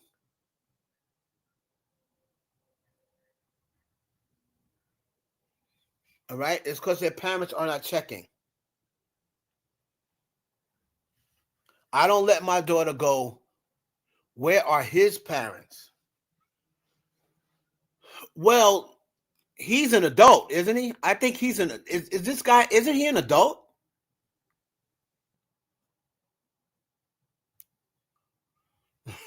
Sexy 60 said, my youngest daughter, 23, and I'm still in her business. You know what I'm saying? So these parents, man, that are just letting their child sit on the internet and just do whatever. Yeah, he's 20 or 21. So he was younger than that when this was going on, but this was only like 3-4 years ago. I think he was still 18. Yep, you're right, Nita. He been on tour, everything else. And they just now getting to this clown. And I'm telling you, if they would have took away some of the this crap with Diddy, and they should have been concentrating on this. This is real. This is really statutory grape. This is the dude who's been messing with kids. They should have put the same energy they've been putting into this Jay-Z bull crap. And they should be putting the same energy into this dude. This dude, God knows, he had a little girl dead in his car. In his car.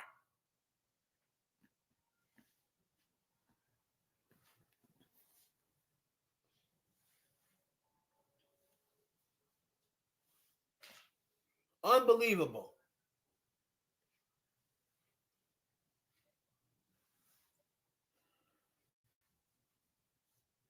Little girl dead in his car.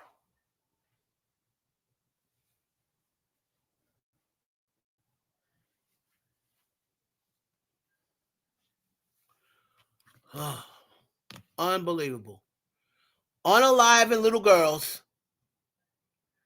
And he's on tour. It's crazy.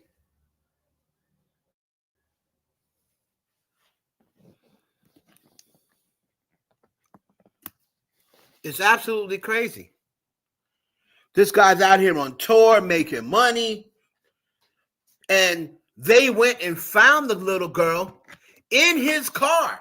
And this whole time, he still wasn't arrested. What type of, especially after they knew she had ran away to him before. So I really don't understand what the police was waiting for. Because if they found her in his vehicle and they know she ran away with him before, what the hell was he waiting for? I think it matters. Yeah, I was wondering, Tech Wifey, what the hell was going on?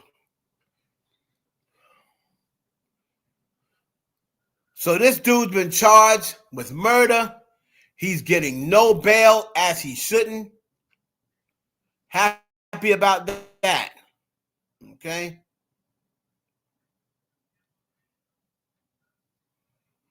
So let's go back to Twitter and get into this whole. We're going to get into this whole Rihanna, Beyonce, and then they're also talking about Cardi B. And I mean, I don't understand. Cardi B's tour is over. And right now, Nicki Minaj ain't even in music. She's not thinking about music right now. But yet and still, there's still issues. Right? So, and her fans are so concerned about Cardi B, but Cardi B's tour is now over, right? Let's see.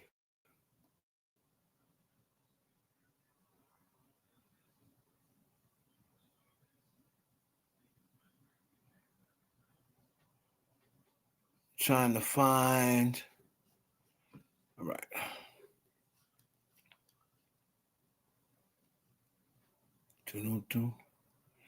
I need to find the I guess it's here.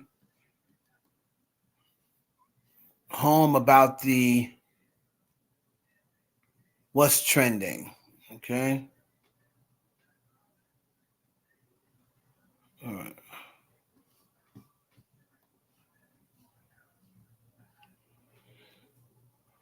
Okay.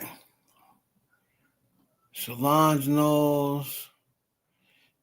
Okay, so here's the thing here. Let's go into the Cardi tour, and then we're going to get into Doja Cat, Nicki Minaj, and then we'll close it out with Beyonce and Rihanna. So the Nicki Minaj and Cardi B fans debate. Let me share the screen so y'all can see what I am looking at. As we all know, Cardi B finished her little drama tour. What's it called? I Am the Drama, or Little Miss Drama. She finished her Little Miss Drama tour, and it was reportedly 35 for 35. That was the report. Okay. Who's lying? Somebody's lying, somebody's exaggerating. I don't know nothing about that. All I know is what I read. Okay. So fans are debating which rapper claims the most successful North American female rap tour after Cardi B's 35-date Little Miss Drama tour reportedly grossed over $70 million and sold 450,000 tickets. Nicki Minaj supporters pointed to touring dated figures of $90.62 million from 56 North American shows on her Pink Friday 2 tour, with 625,965 tickets sold, while her full global run hit 108.8 million. Cardi's tour, shown with 2 million per show, averages and guest stars like Missy Elliott, but Nicki's verified numbers currently lead as final reports for Cardi trickled in. The clash underscores both rappers' massive live draws. So, as far as the numbers, I really don't understand what Barty Gang's debate would be. Because, okay, so she's had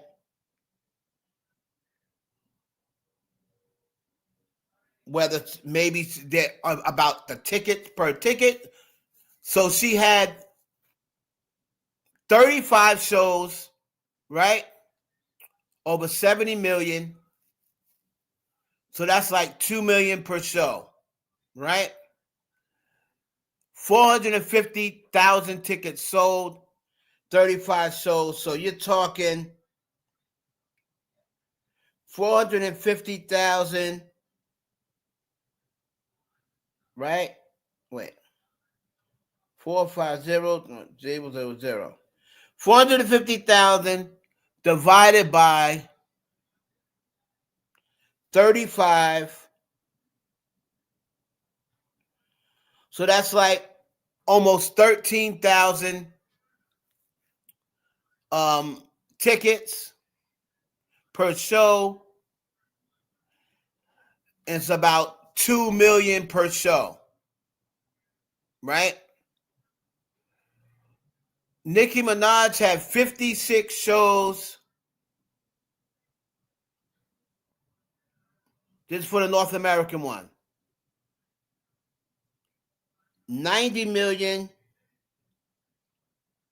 divided by 56 shows equals about 1.6. So she made like 1.6 million per show. Cardi B made roughly 2 million per show. So maybe that's what they're talking about. And then Nicki Minaj on 56 dates sold 625,000 tickets. So 625,000 tickets divided by 56 dates. So that's roughly about 11,000 tickets. So 11,000 crowd. So judging from this, here's what I'd say Barty Gang debate is. The total numbers, of course, Nicki Minaj is ahead by a good margin. But what Barty Gang is saying is, yeah, that's because she had 56 shows.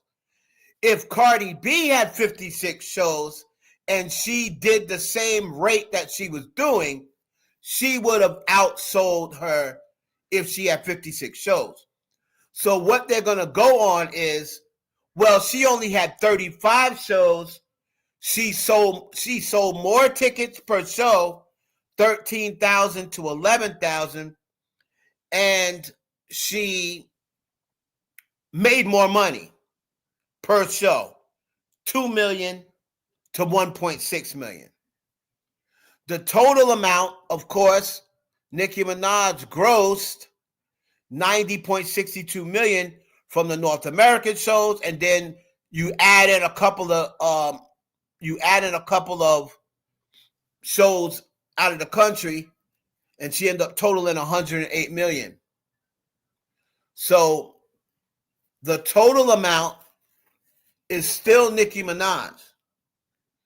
But what Barty Gang is saying is, well, yeah, of course you got it because you did 21 more shows. So of course you ended up grossing 90 million because you did 21 more shows. Well, that's not Nicki Minaj's fault. So maybe Cardi B should have did 56 shows. And then she would have grossed what Nicki Minaj grossed. So I get what their argument is. It's kind of like, if somebody scores more points for the season, right? Let's just say SGA scored more points total for the season than Luka Doncic scored, but Luka Doncic averaged more per game. So you can say, yeah, you scored more points because you played more games than Luka played, but he averaged more points per game than you. And so it's kind of like that. That's got to be what the argument is, right? So Nicki Minaj is still the most successful female rapper, and Barty Gang, there's no way you can really try to slice it up and say, oh, but if I was a billionaire, I'd be fucking Rihanna right now. So if don't mean nothing. if. But I'm not a billionaire, so I'm not fucking Rihanna. So the if really don't mean nothing to me.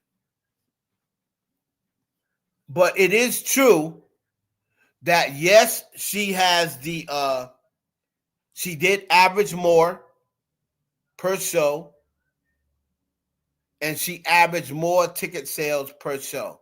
But at the end of the day, Nicki Minaj still has the most successful female rap tour ever. Okay. Now,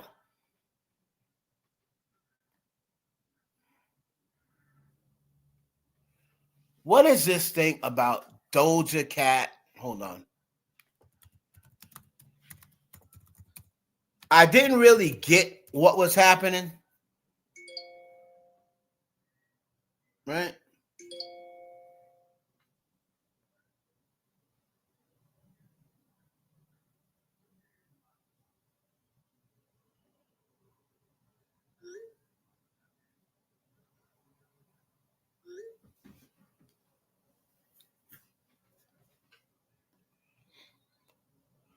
So, here's the thing that was a big deal. Doja Cat calls her cat Nicki Minaj during Twitch streams. Are you Nicki Minaj? Are you chewing on the wires? Don't chew on the wires. Let go. Let it go, Nicki. Let go. So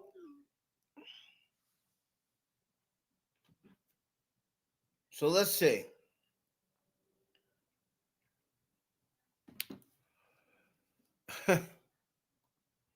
I got my take on this, but let's listen to it first. All right. I want to listen to it first.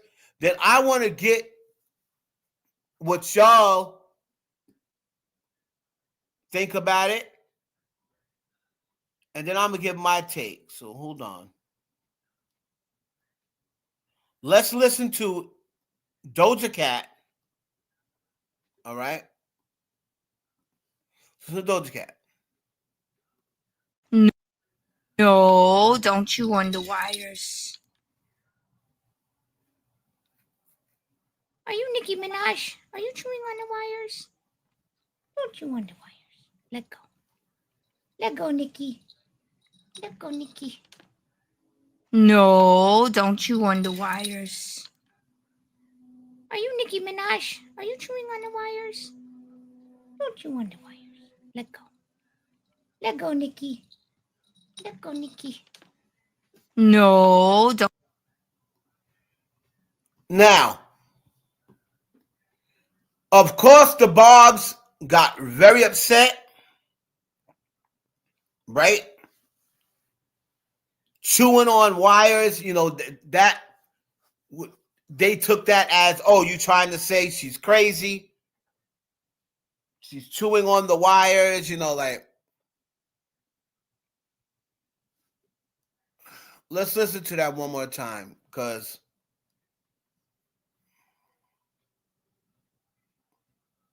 No, don't chew on the wires. Are you Nicki Minaj? Are you chewing on the wires? Don't chew on the wires. Let go. Let go, Nicki. Let go, Nicki. No, don't chew on the wires. So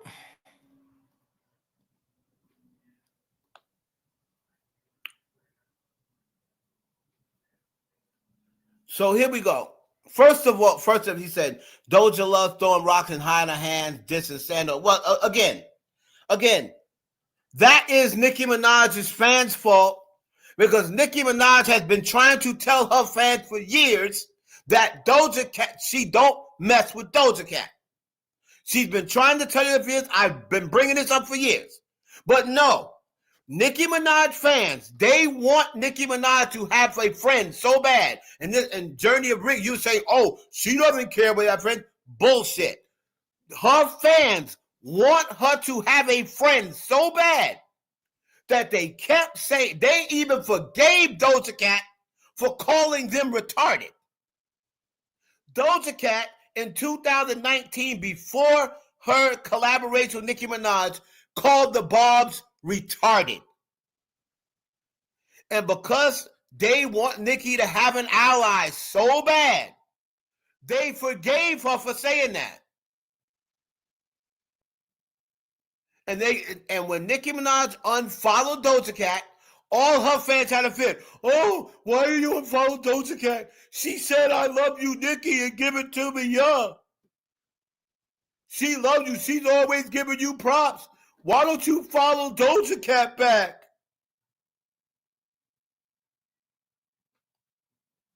Oh, she loves you. She's cool with you.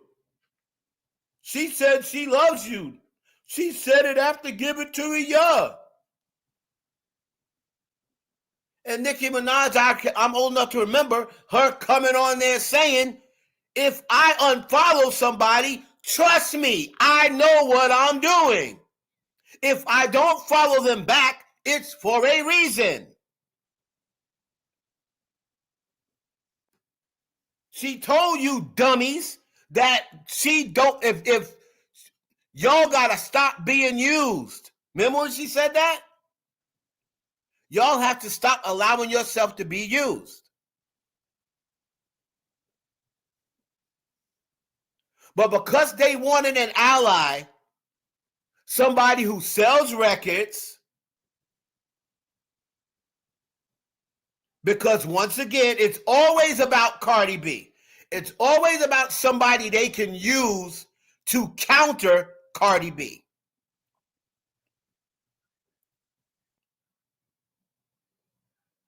Oh, Cardi sells records, so Nicki's friend is Doja Cat. Doja Cat will take out Cardi B. Because remember, at that time, they had both put out the one album, and Invasion of Privacy smoked Queen. So remember, at this point in time, she had Invasion of Privacy, and Nicki had put out Queen. So this was as she was going through the hate train.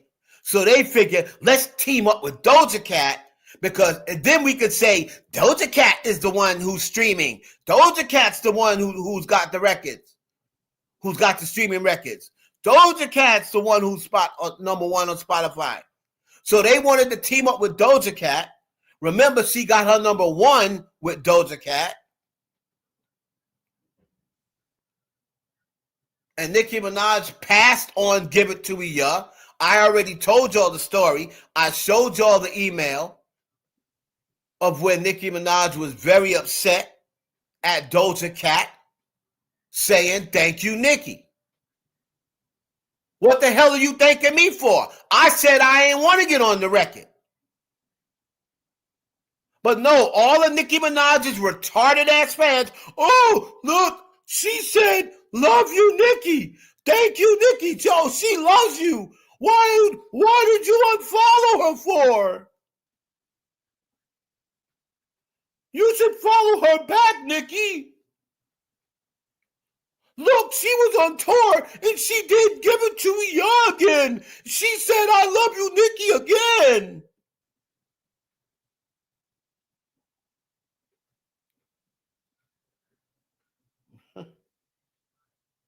And Nicki Minaj told y'all.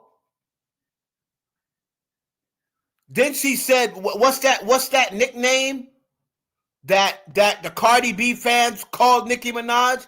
Then didn't she come out and say that one time? And the Nicki Minaj fans still, oh no, Doja Cat loves Nicki. What was that nickname that Cardi B and them called Nicki Minaj? And then Doja Cat came out and said it in one of her raps. And the Nicki Minaj fans who swear they're so smart and swear they're so, they sat right there. No, she wasn't dissing Nicki.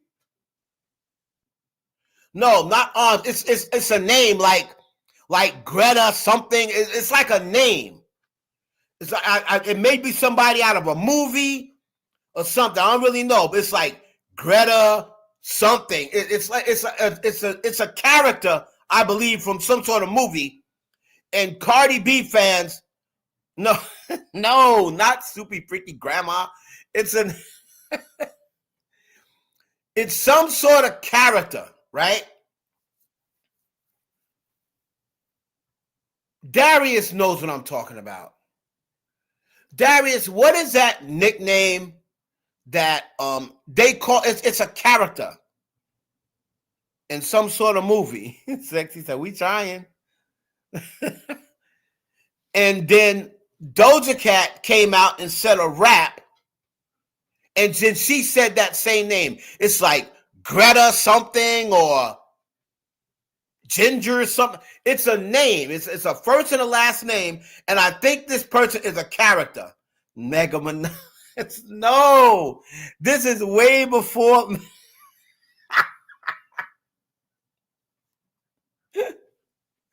Darius, where you at? Nicki Minaj fans. Journey of Ricky. Ain't you a Nicki fan? Journey, ain't you a Barb or a Ken?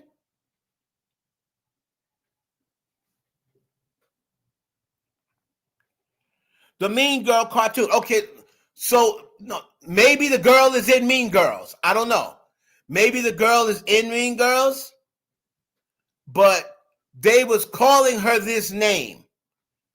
And I don't know whether this character is supposed to be overweight or whatever. But then Doja Cat had a rap on that album, and she said that very same name.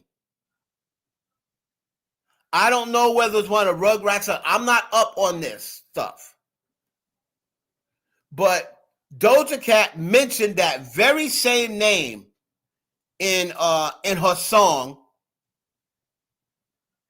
And the Nicki Minaj fans still said, oh no, she was dissing Cardi B.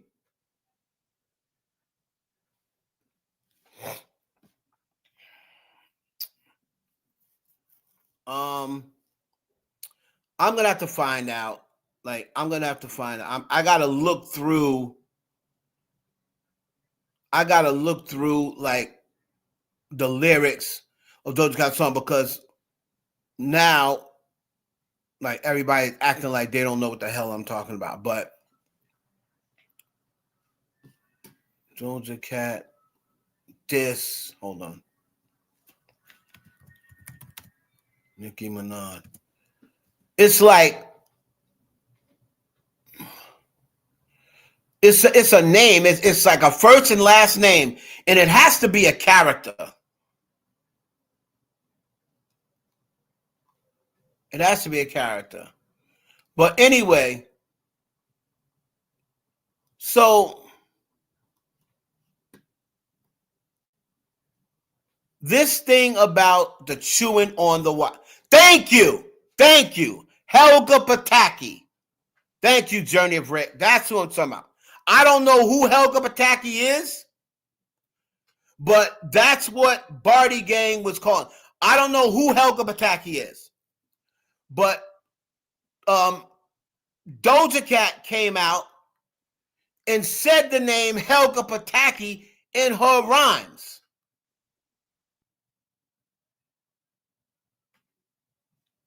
Let me say, who is Helga Pataki? Helga Pataki is a main character in Nickelodeon animated series Hey Arnold, known as a tough, pigtail 9-year-old bully at PS 118 who masks her intense secret love for the protagonist, Arnold Shortman.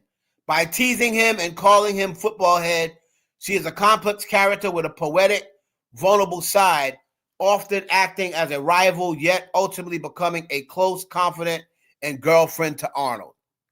So that's who Helga Pataki is. All right? So that's why Barty Gang was calling her that. Okay? So then in one of her records, Doja Cat mentioned that name. And people were still saying, her fans were still saying, oh, she wasn't dissing Nicki.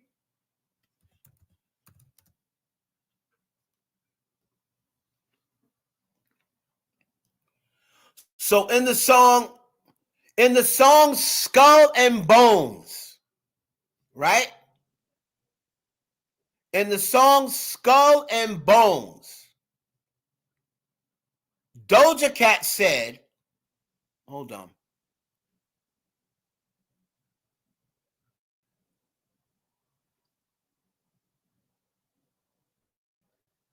Doja Cat said in the song Skull and Bones, that's the record I was thinking about.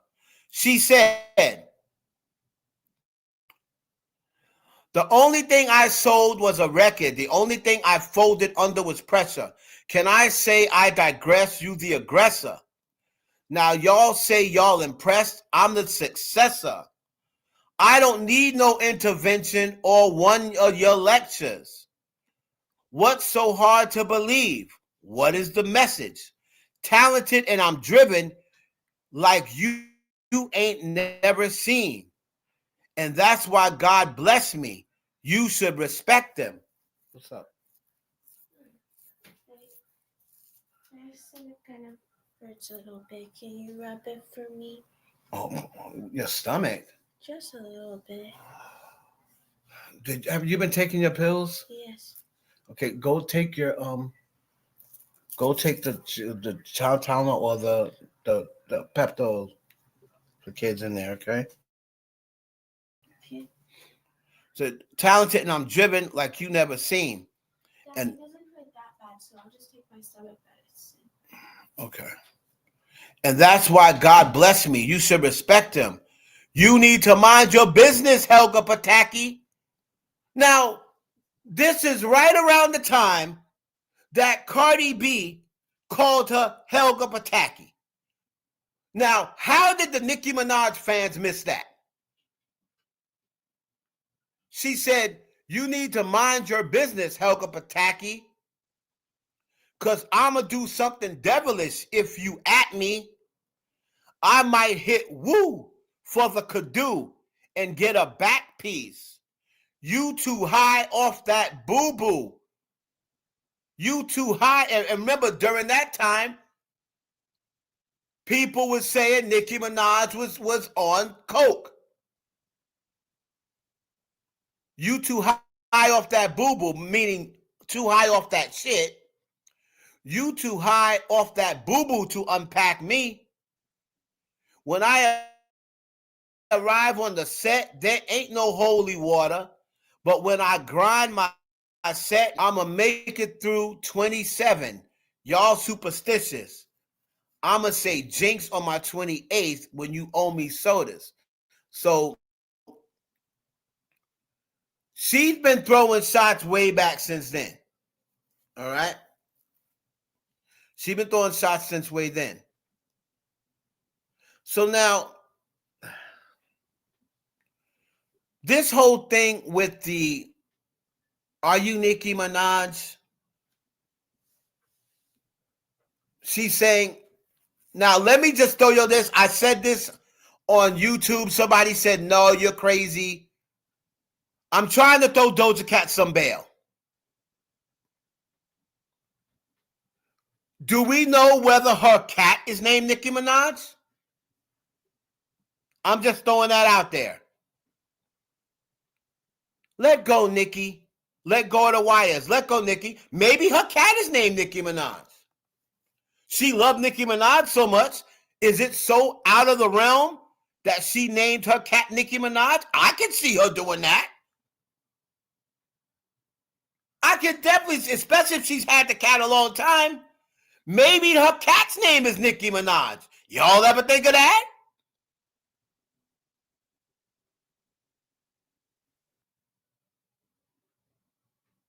Y'all ever think of that? Let go, Nicki. She was calling the cat Nicki. Maybe the cat's name is Nicki Minaj.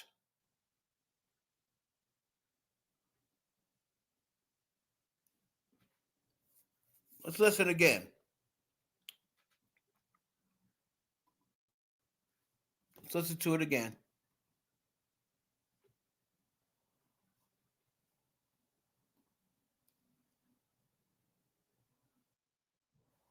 Minaj, are you true? No, no, don't chew on the wires.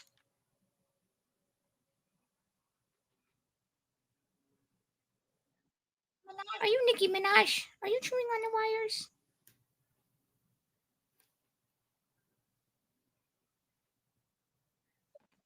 Don't chew on the wires. Let go.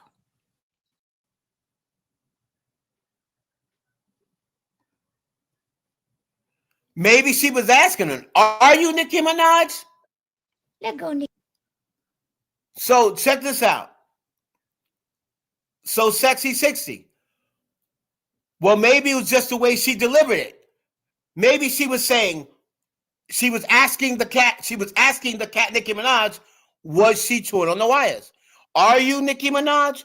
Are you chewing on the wires?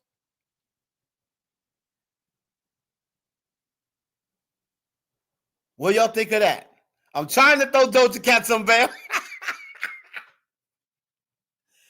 I'm trying to throw Doja Cat some bail.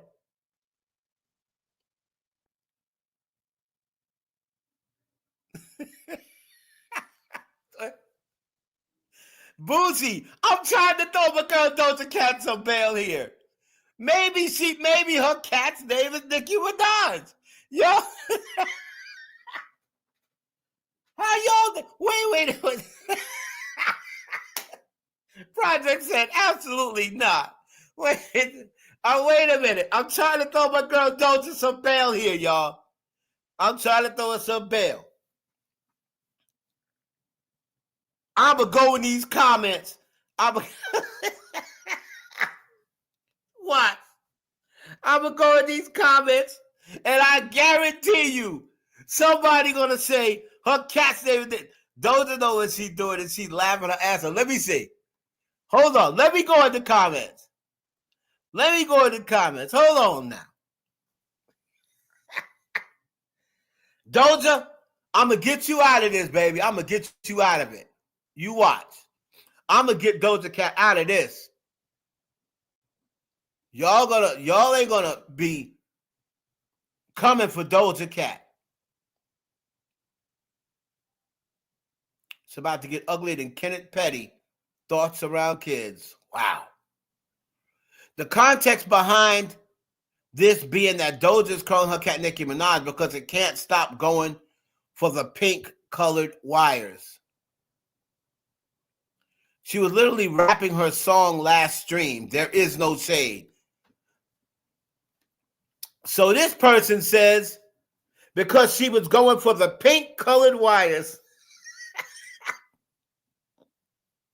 there is no shade. That's even worse than mine.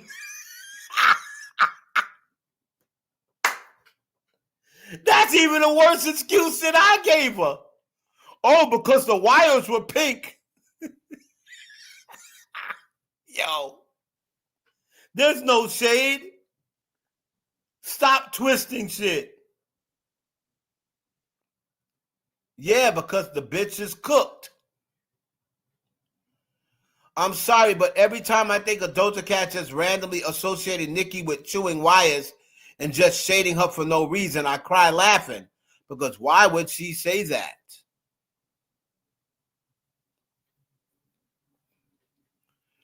Nicki hitting a line of coke to this rant about this 30 minutes later. Nicki hitting a line of coke to this rant about this 30 minutes later. Let me see what this says.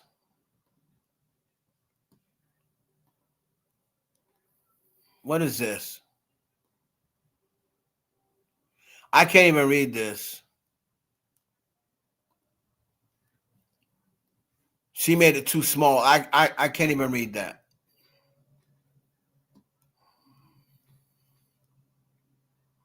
Doja knows what she's doing. She stays online. No wonder she's doing that meme reference. Not dissing. Wires are sometimes interpreted as the businessmen or industry managers or agents.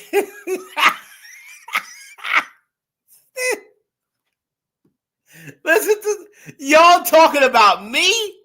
You listen to these excuses given by the Barbs. Not dissing. Industry pressure. Wires are sometimes interpreted as the businessmen or industry managers or agents who pull strings, make decisions that can feel restricting. For somebody to be sounding like her, she sure does get her nerves and her cat. Nicki Minaj, you looking like that cat right now. Don't be so preposterous. In other words, she's calling Nicki a P. No, she's not. They have a pretty tight history, despite politics. That cannot be denied. I have a dog named Mila Kunis.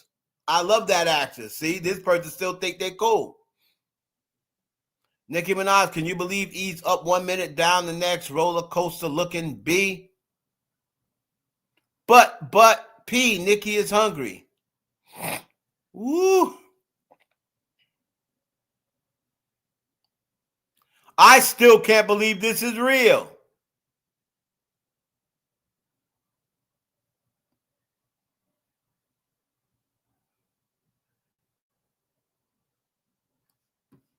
So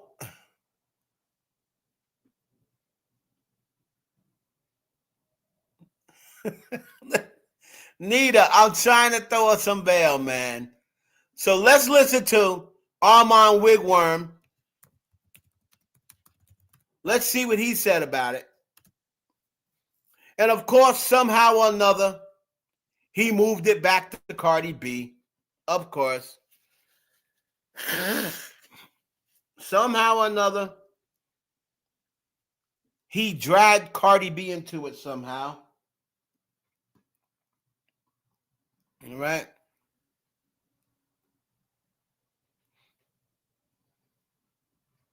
So Armand Wigworm, when this has absolutely nothing to do with Cardi B, he somehow, because he hates Cardi B because she pretty much told him to kick rocks. So now he wants to somehow, after Doja Cat said this about Nicki Minaj, who he still tried to sweat because he thinks that Nicki Minaj is going to somehow, I don't know whether he thinks Nicki's going to give him some sort of interview. I don't really know what he thinks. But Nicki Minaj can't stand his guts either.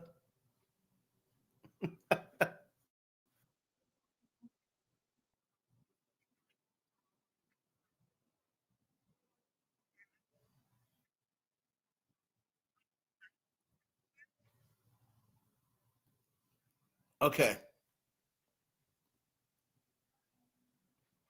Let's get down to see what Armand Wigworm had to say. Right?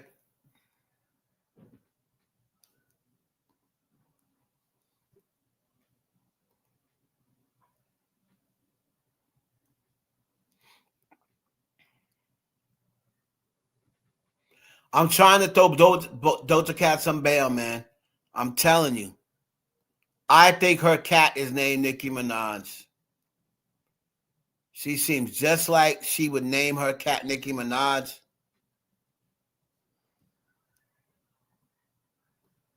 People, why she's doing this. Some people are saying, her last album was trash. I don't know. Maybe it's the fact that there's a Nicki. Let's see here.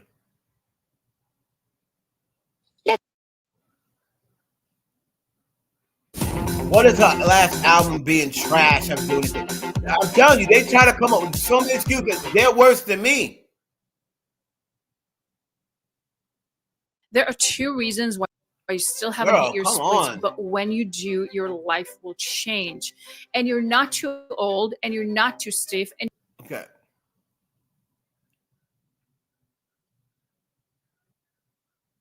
Let go, Nicki. Let go, Nicki. What a weirdo. Like, what a weirdo. What does the cat and the pink wires have to do with Nicki Minaj? Now, I've seen a lot of people saying, is she calling Nicki crazy? Is she saying that Nicki won't let it go? Like, we're trying to find the correlation. I don't know what it is. Is there a music video you're referencing? It's just kind of like, that is so random. Now, mind you, her face is not in the video. And she's kind of just like saying Nicki Minaj. Now, here's the thing. Artists know when you say Nicki Minaj and it's kind of like this weird, elusive thing, that's going to get posted on the blogs. It's going to send traction. Doja Cat is still one of the most highest streamed female rappers, if you will. I'm not really sure why she's doing this. Some people are saying, her last album was trash. I don't know. Maybe it's the fact that there's a Nicki Minaj hate train and everybody's jumping off of it because jumping on that train because they feel as though, Nicki Minaj right now is not an asset to be aligned with. It's more of an asset to go against. You get more subscribers, get more supporters. You get more, help. You get more people liking you, streaming your music. If you go against Nicki right now, this idea that Nicki Minaj is crazy and schizophrenic and bipolar has now grown legs of its own. So in my opinion, when I hear someone, the way I took it is she's nuts because what regular person is chewing on a wire? That's kind of somebody out of their mind. It's just like, oh, Are you a nut job? You're over here chewing on wires. Are you Nicki Minaj? I mean, 1 + 1 is equal to 2. Chewing on wires is crazy. Nicki Minaj, she has the crazy thing attached to her. You know what I mean? It's just a lot. So for me, I feel Doja Cat was simply throwing a slight shot at Nicki Minaj, which she always does. First of all, that could never be homage. Don't ever compare me to your cat. Don't ever name your cat me. Don't ever discuss me to your cat. You're Doja Cat, not me. Reference yourself. You say that you're a cat. I'm not no cat. That's number 1. And your cat ain't me. That's number 2. Number 3, I haven't liked you since, yeah, give it to me. Yeah. When you asked me to get on your record and I told you no, I don't want to put you on my record. I don't want to do the feature with you. And then you went and tried to fake do the Nicki Minaj voice and then thank me at the end of the record when you know good and goddamn well I don't fool with you like that. I don't play with you like that. I've told my fans in so many other ways, I don't play with you. You've dissed me in, Paint the Town Red, whatever that song was. She dissed her in that. Doja Cat has been side-shotting Nicki Minaj for the longest, and she wants to get into a battle with Nicki. Nicki's been paying it. Nicki also tweeted recently that, they have finally realized that the hate does not move her anymore. So in the midst of Doja Cat going viral with this tweet, Nicki Minaj's tweet said pretty much the hate doesn't really bother me. The people know I am ruled by love now, in so many words. But for me, this is a prime example of, number 1, why Nicki Minaj will always be famous, because even when the woman is minding her business, people are still using her name for clickbait and engagement, particularly female rappers. That's thing number 1. Wipe your mouth, Armand. Thing number 2, female rappers are always being compared to her when they have success. Cardi B, anything that Cardi B does, people have to mention a Nicki Minaj. I'm not sure why, but if I'm minding my business and if everybody else is so great, why do I have to be mentioned? So first of all, Armand, listen. Not only does Cardi B fans mention Nicki Minaj, but Nicki Minaj fans mention Nicki Minaj too whenever Cardi B is successful. Oh, well, Nicki did this. Well, Nicki sold that amount.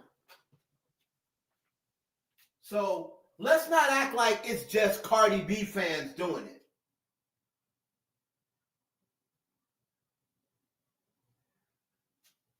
You know what I'm saying? Let's not act like it's just Cardi B fans doing it. Well, Nicki sold that amount. Nicki sold this amount. She only sold that when Nicki sold this. You know what I mean? Hey, what's up, Callie? What's up, Callie? All right.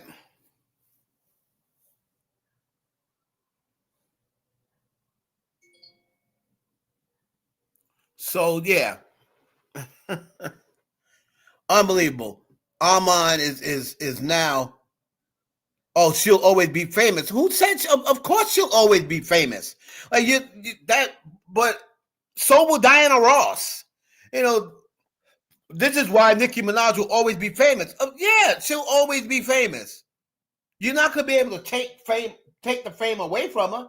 Yes, she'll always be famous. But so what? What does that mean? This is why Nicki Minaj will always be famous. Megan Thee Stallion will always be famous. I mean, if they're famous people, they're always going to be famous. He's like, he thought he ate with that comment. This is why Nicki Minaj will always be famous. Of course she will. But what does that got to do with Doja Cat dissing her right now? But it's like they can side bust you, throw subliminals, throw shade, name drop you. Could you imagine if Nicki Minaj would have name dropped Doja Cat right now? It would have been all over front page news. People would have been talking about how miserable and how bitter she is. Nicki Minaj can't mention anybody's name because it will blow up. And then all these girls will be acting like, you know what, she's just mad. I'm trying to come up. And she just has such a good, so much hate in her heart. Then all of a sudden, they'd be posting a picture streaming Cardi B. You know how they do. All of a sudden they're in their story listening to Cardi B. Just weird shit. But it's okay for these people to do that. I don't like that kind of energy. And Doja Cat, my thing is, she plays. So, but Armand, but you love that kind of energy when Nicki Minaj is doing it. You don't like that kind of energy when it's done to her, but all you care about is drama. You said it before. Oh, I like women beef. I like when women are beefing. You said you like when Nicki Minaj comes and talks about the other girls. So why don't you like it when people are coming at her? But you like it when she name drops Jay-Z out of nowhere. You like it when she name drops SZA out of nowhere. You like it when she called Lizzo fat. But when somebody says something to her, oh, you don't like that kind of energy. That's the only energy you like. You don't like when the girls are getting along. You said it before.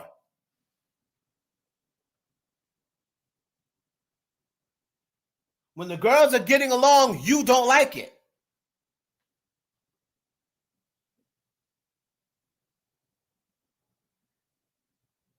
But now all of a sudden, since somebody says something about her, oh, Nicki Minaj is minding her business. When has Jay-Z ever responded to Nicki Minaj? Wasn't Jay-Z and Desiree Perez minding their business? Haven't they been minding their business? But she's always mentioning them. But you like when she does that.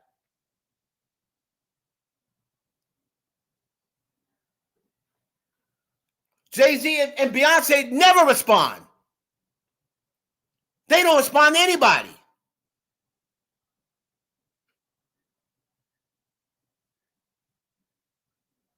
But she keep Jay-Z name in her mouth. Now, she hasn't recently because she got MAGA, and MAGA probably told her to cool it.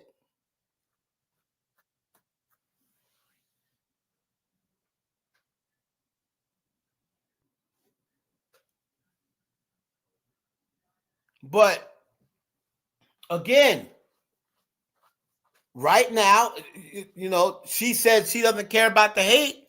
So, why are you caring, Armand? Her fans say they don't care. Nicki Minaj don't need nobody to love her. Okay? So there should be no complaints about it.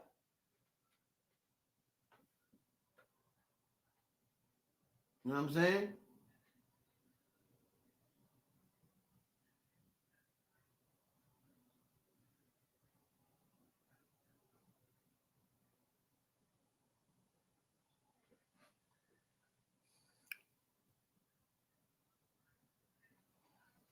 Right. So that's the thing with that. Doja Cat has not responded back yet. Did she say I'm going to get hacked by barbs? There's a longer version. There's a longer version.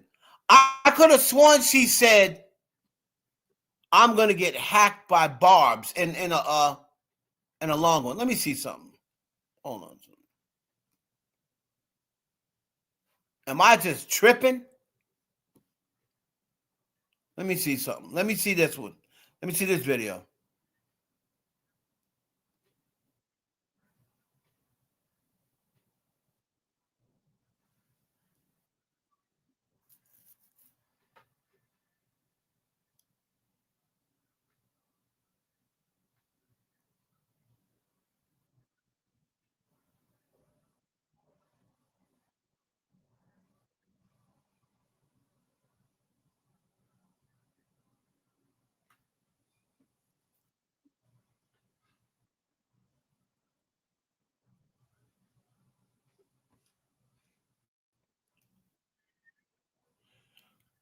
There's a longer version.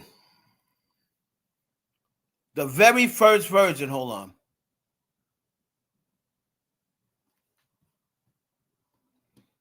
Did anybody else hear that?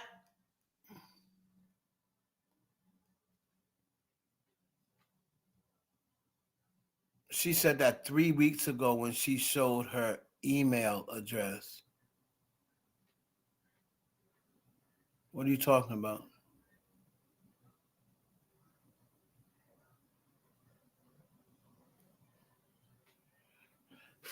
Yeah, well, I'm on Better Be Careful because Cardi B ain't Megan.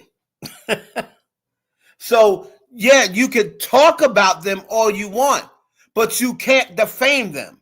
So nobody has ever said anything about talking about someone. The only reason why she was saying she can't talk about us because of the defamation case. But yeah, you can talk and give your opinion all you want. But the moment you defame one of them or tell a lie, keep thinking you just can get away with it. Cardi B is not Megan Thee Stallion.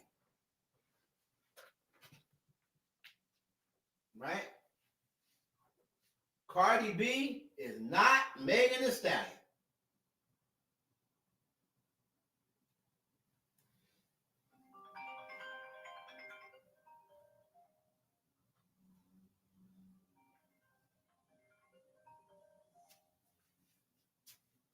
So,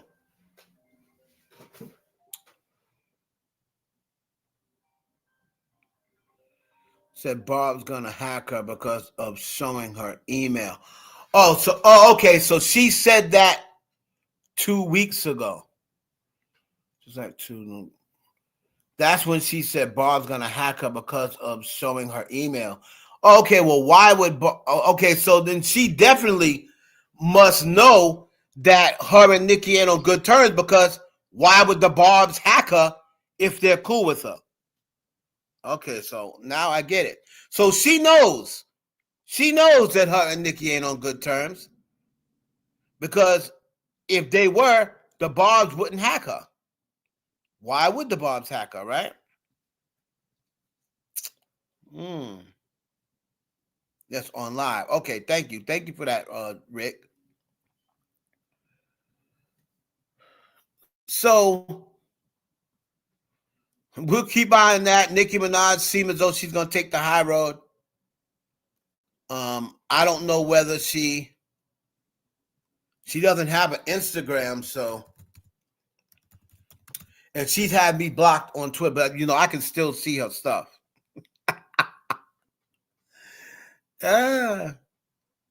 Sorry, Nicki, the new Twitter, even though you block somebody, they can still see your tweets. They just can't at you, and I don't at you anyway. Hold on. She thought she blocked me, I was going to do something. But I can still see your tweets, Nicki.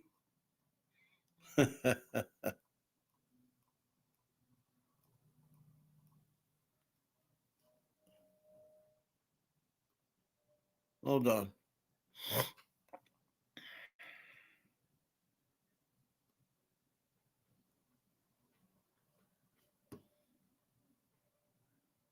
I can still see your tweets. Blocking me does no good. Hold on. All right. So let me see if I can find this tweet that did she just tweet that? Okay, so here is that tweet. By now they've learned that hate does not move me. I wasn't made with that gene. Love does, though, sometimes.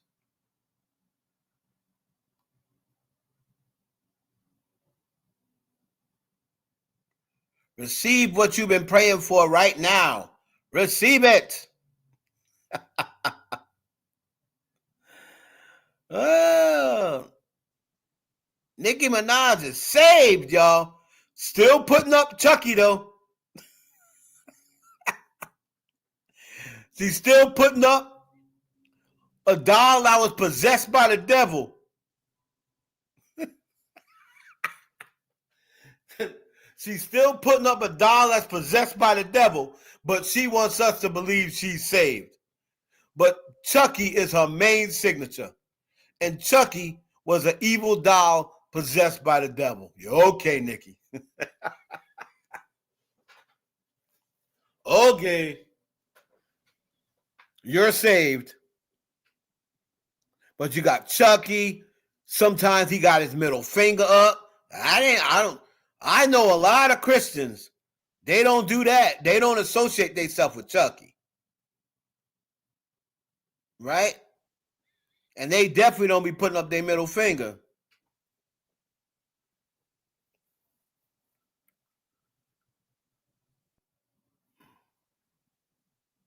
Okay?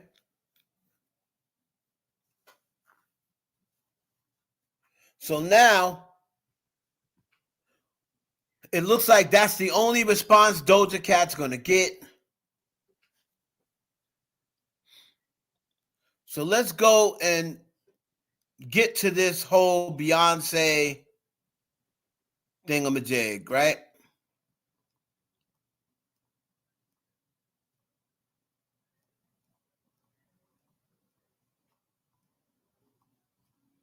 Beyonce, Rihanna. Now, this started from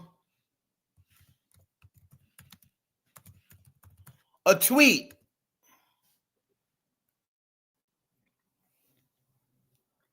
This started from a tweet, right?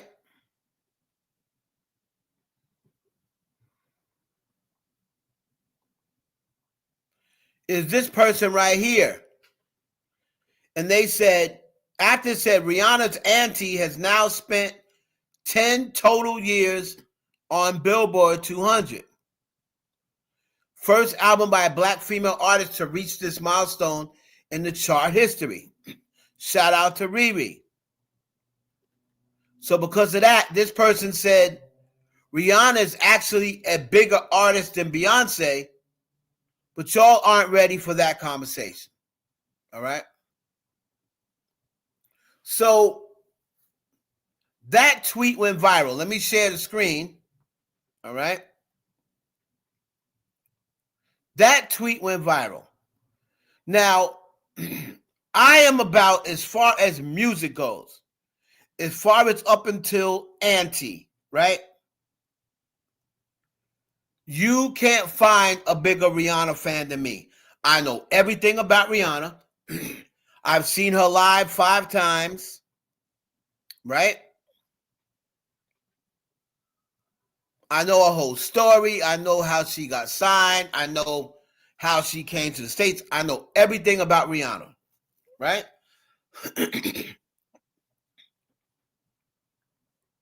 So I decided to look at that tweet. Now, on the surface, people that don't like Beyonce or people who's unaware would say, yeah, that's right. You're right. That tweet almost got 1 million views. And here's my response before I get to my article. I said, may be bigger in numbers, but not in impact. People will be talking about Beyonce long after they have stopped talking about Rihanna. Rihanna, number-wise, is bigger than Madonna, but she will never be mentioned in the same breath with Madonna. I said Beyonce is a generational talent. Rihanna is not.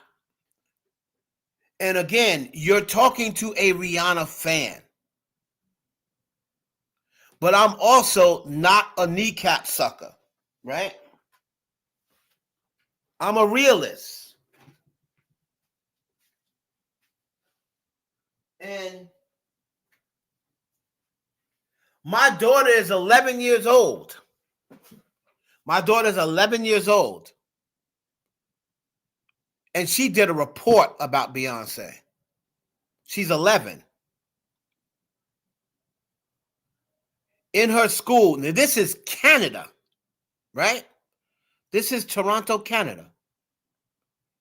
In her school, 5 other girls in her school, in her class, 5 other girls did reports about Beyonce. Nobody did a report about Rihanna. Like I said, Beyonce is a generational talent, meaning there's only a Beyonce every couple of generations.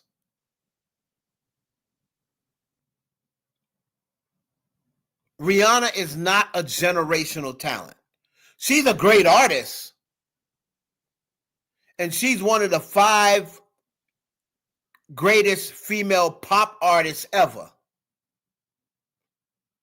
She's got to be in the top 5 of female pop artists ever. But Rihanna has not impacted the culture like Beyonce. Rihanna has not impacted the culture like Beyonce. And anybody who says she has is out of their mind.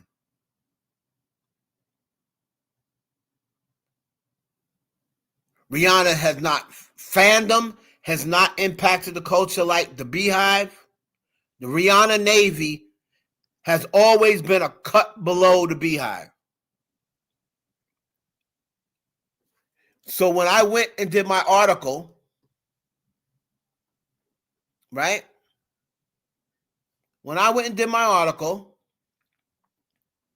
and I go several places, and I said here, Beyonce is a generational talent, means once in a generation an artist like her comes around. Rihanna is a great artist, but there have been Rihannas before. Britney Spears, Madonna. Those are the type of, I'm not saying them and Rihanna are the same, but those are the type of artists. Rihanna is a black Madonna, except she can dance. Britney Spears was a miniature Madonna. She can dance. And who does Rihanna say was some of her biggest influences? Britney Spears, Madonna. You know, of course, along with, Whitney Houston, stuff like that, right? But Rihanna, she's a average singer. She doesn't really dance. I'll say because she does her little Caribbean thing. She's a slightly above average dancer, but she doesn't really incorporate a lot of dance in her stuff. That's not what she's known for. I would say she is, a slightly above average performer. She's a good performer because she has a lot of hits, right? But to say that Rihanna's a better artist than Beyonce, are you strictly basing this on record sales? You know what I'm saying? Are you strictly basing this on record sales?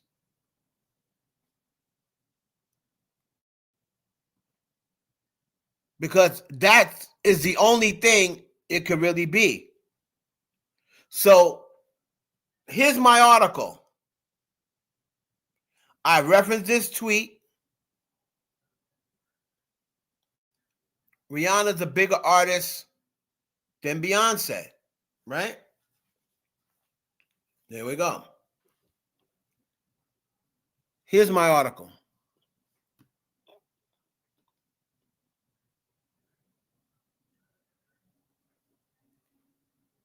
I referenced that tweet and I said, so what exactly is meant by the bigger artist?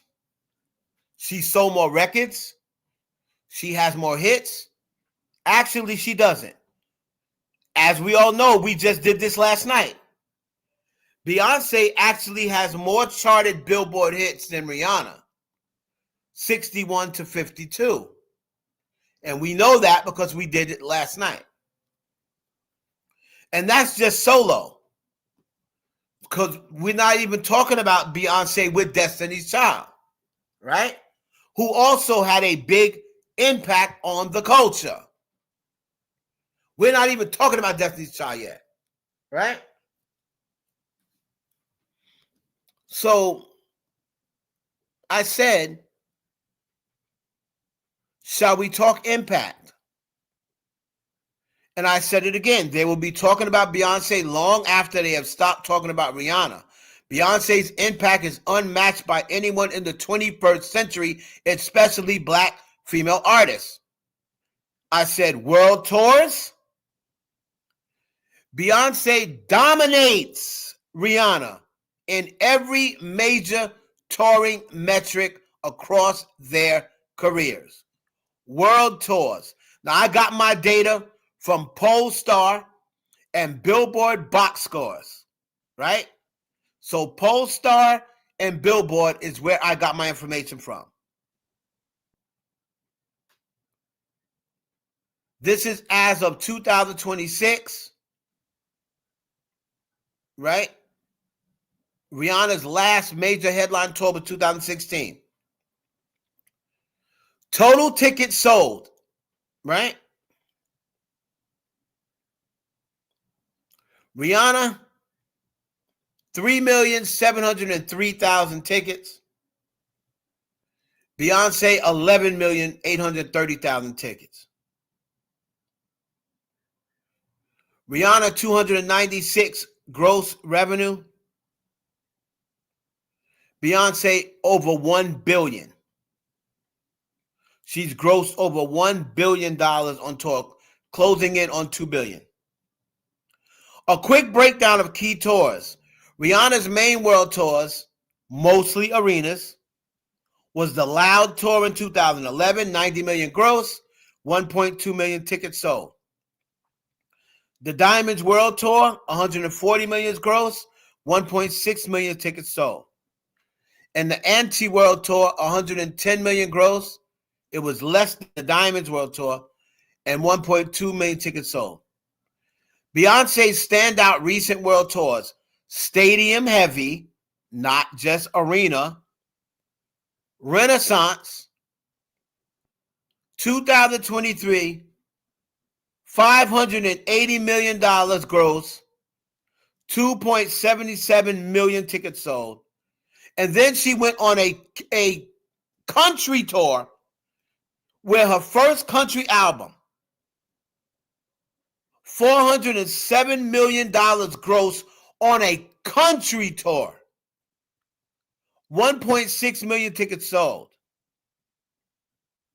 The career totals, Rihanna sold about 3 million tickets, 296 million gross. Beyonce has sold almost 12 million tickets and grossed over $2 billion, close to $2 billion. She has sold over 3 times more tickets and grossed over 6 times more revenue. So could someone please tell me, when someone tweets, Rihanna's the bigger artist, but y'all ain't ready for that conversation. What conversation are we ready for, sir?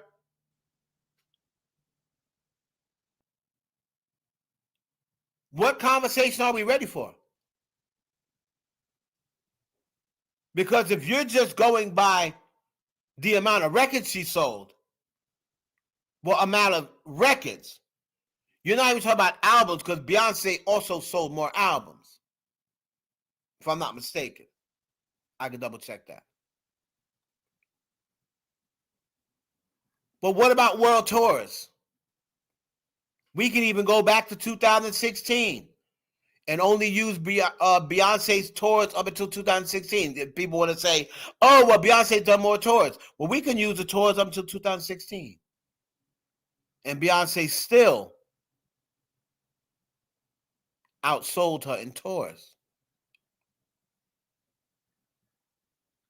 So, again, it's people online that think they can just say anything and that people will just roll with it. See, but I don't do that. I don't just roll with anything. If you say something and it comes across my timeline, I'm going to check you on it. I'm going to check you on it and make sure you're telling the truth. Because stuff like this is going viral and they're not even telling the truth.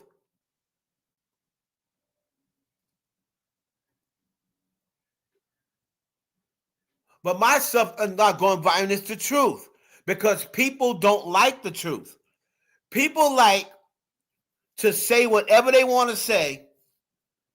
And because it fits the narrative of everybody don't like Beyonce anymore, and everyone loves Rihanna, and now you got people saying Rihanna even sings better than Beyonce. You got people saying that now. Rihanna sings just as good as Beyonce.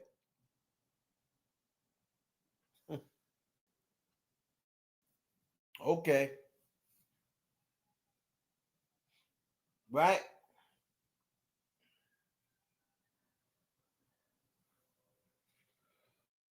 So when they say that Rihanna is a better artist than Beyonce, what metric are you using? Just record sales and that's it? So the amount of people that went to pay to see her live, that don't count?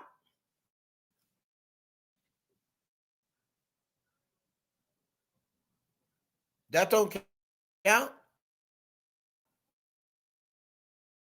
Let me check and see.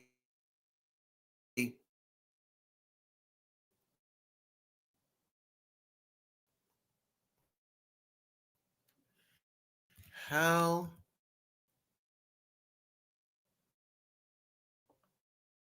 many albums?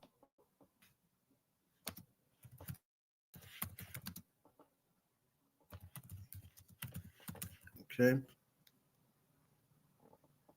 Look this up.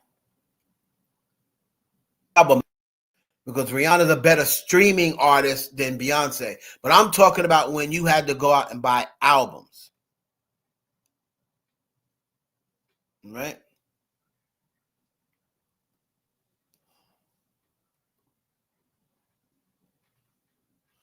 So,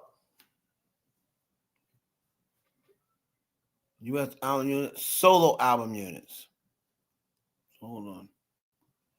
US album units. Album units. Solo album units. Wait a minute. Ticket and Digital says why both are among best-selling artists in music history.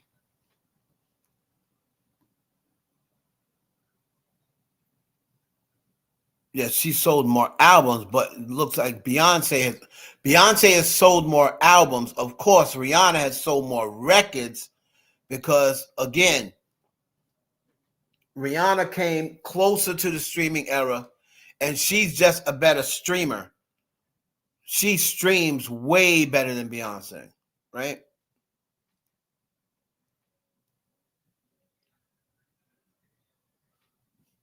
So Beyonce sold 75 million albums. Rihanna sold about 60 million albums. But Rihanna's singles,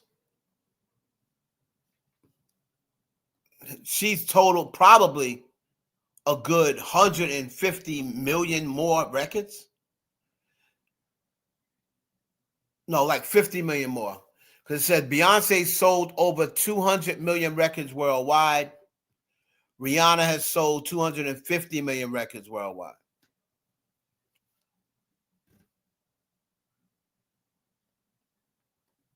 So when it comes to total records, meaning albums plus singles, Rihanna has sold more.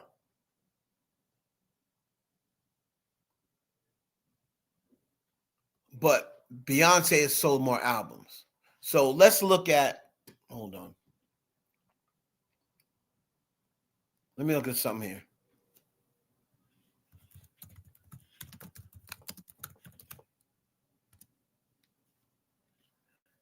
And as far as we all know that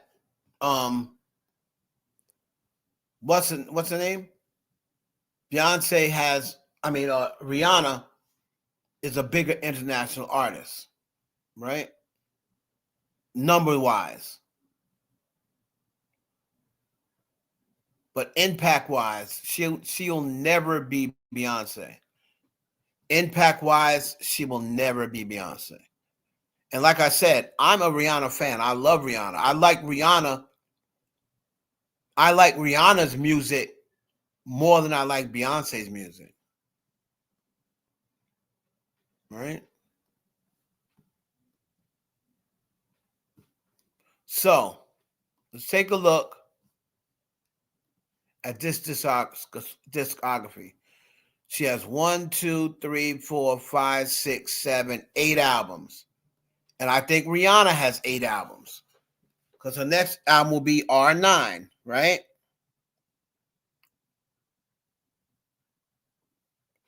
First album was Dangerously in Love. Right? First album was Dangerously in Love. Let's go to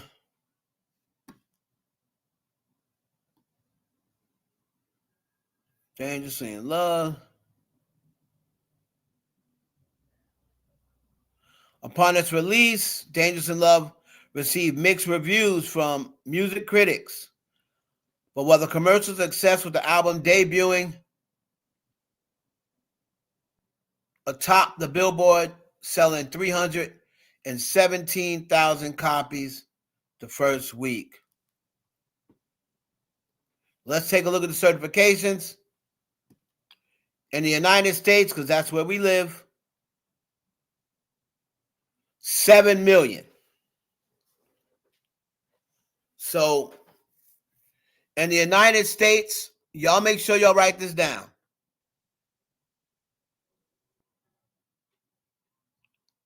I didn't remember Rihanna's name. Now I know Robin Fenty. So, y'all write this down. Dangerously in Love, 7 million. Right? That's the first album. Now, her second album. Right? Hold on. Her second album was B-Day in 2006.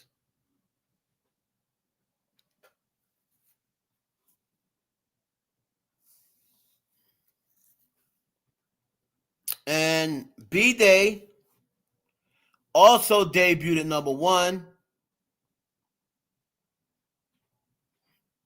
And did it say what it did first week? It didn't say what it did first week. But let's see.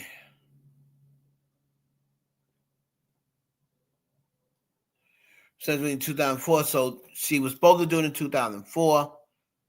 She did in 2006.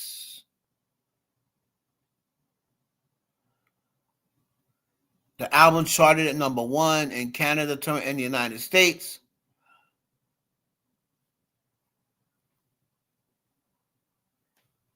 Certifications.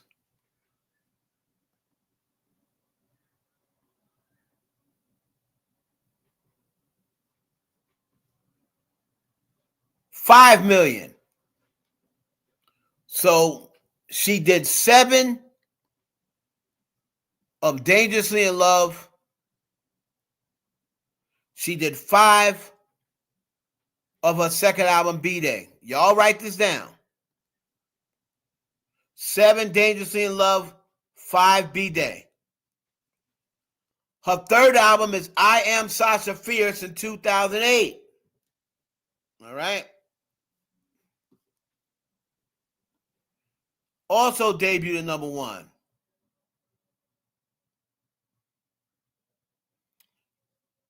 $482,000 the first week. Okay.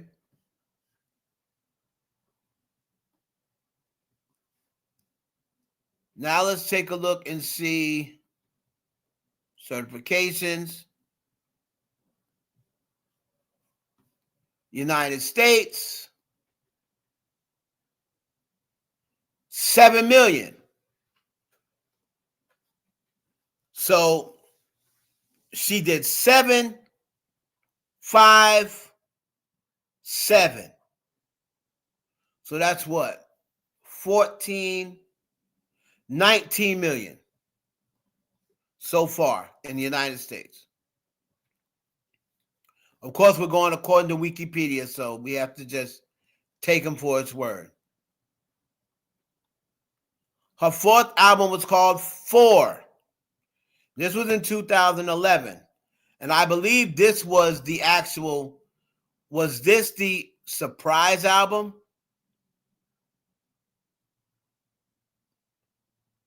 No, the one after that. Okay.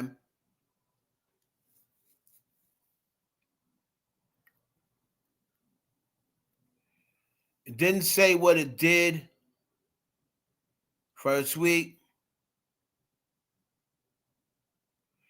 It became her first album to spend multiple weeks atop to the top 200. Remember, the first album was 7, 5, and 7 again. United States, I remember she kind of this this album I remember didn't do that great. 4 million. So this to the point is her least selling album, the 4 album. And I remember a lot of people had issues with that album. I didn't really like that album that much either.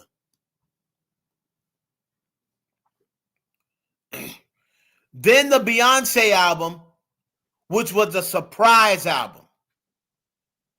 This is when she changed the game. This is where she impacted the game. This is where, all right, good night, Nita. This is where she literally changed the day that people released music. Everyone used to release on Tuesday.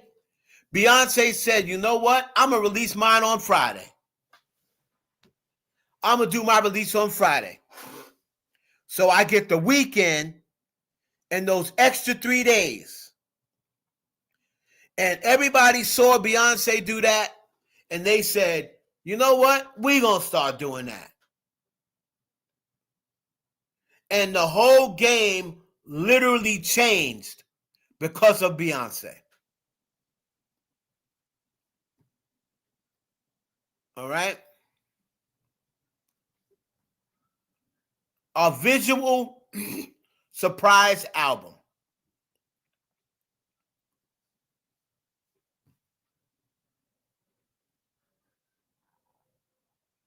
$6 million albums. And I believe it did. The album be issued 2004 and 2013. So let's see here.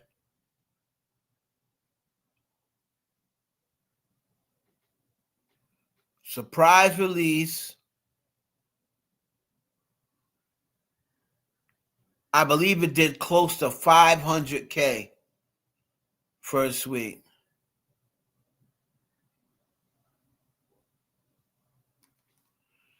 She broke the record for the fastest selling album in the history of iTunes. It debuted at number 1 on US 200. Certified platinum. I believe this album did like 500K first week. All right.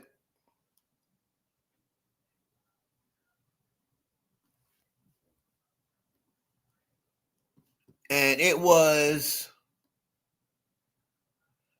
6 times platinum. So it's 7, 7, 14, 5, 19, 4, 23, 6, 29. So that's 29 million records so far in the US. Right?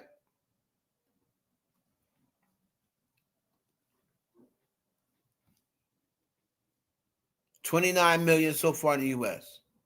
Now, Lemonade, 2016.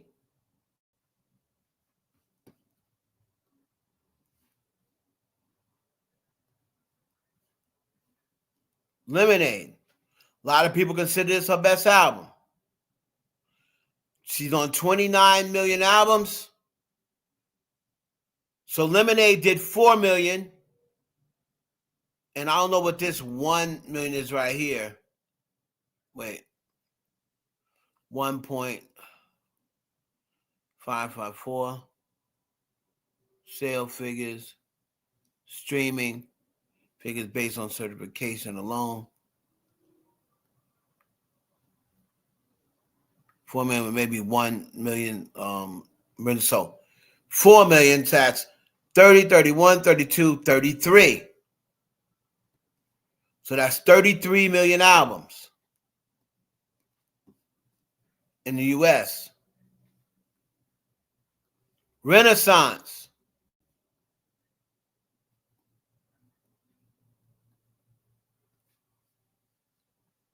Renaissance.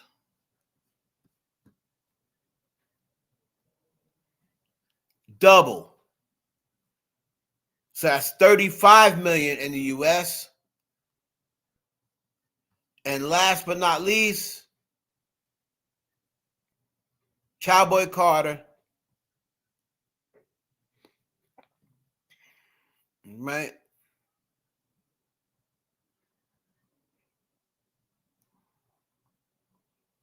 And she's at 35 million.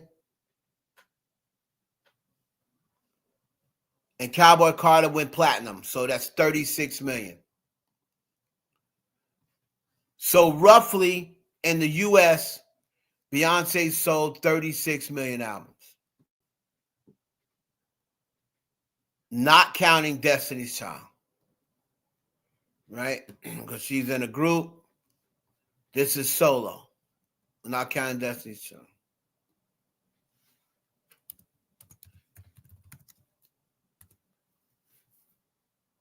All right. So my girl Riri, and like I said, album sales and record sales. Yes, Rihanna is crushing it. She's one of the highest selling artists ever. So I have absolutely no issue when you talk about that. Now, discography. Music 1, 2, 3, 4, 5, 6, 7, 8. They both had 8 albums.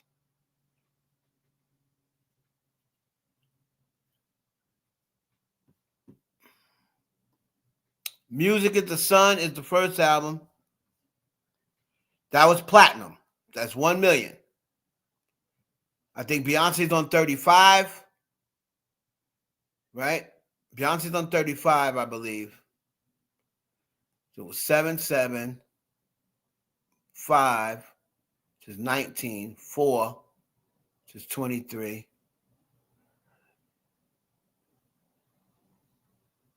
28, 4, yeah, so 35. So 1 million on her debut album. But then Girl Like Me, which was her second album, and this is when she started picking it up. Girl Like Me was 2 times platinum. So that's 3 million total in 2 albums. But then when she got to album number 3, baby, and this is my favorite Riri album, this and Loud. Good Girl Gone Bad. All right. So right now she's on 3 million. But then she went to my favorite Rihanna album, which is Good Girl Gone Bad.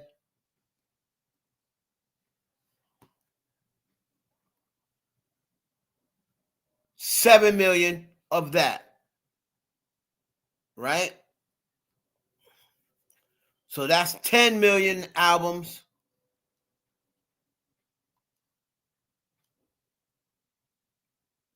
Rated R. Okay. Rated R.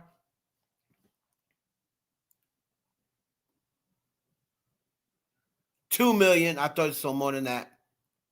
That was right after the Chris Brown thing. So that's 12 million albums.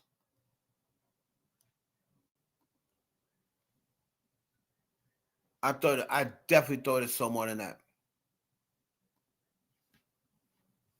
So she's on 12 million albums right now. All right. Loud, my second favorite Rihanna album.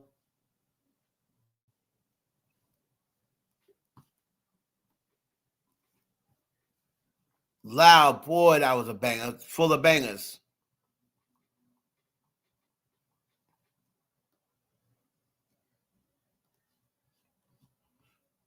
So right now she's on 12 million.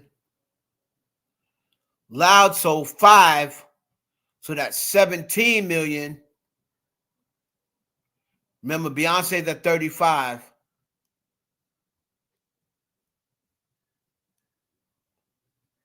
Then we got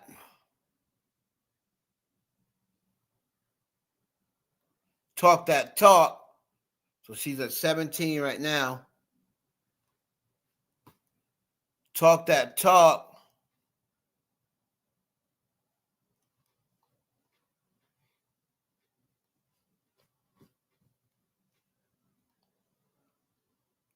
$3 million.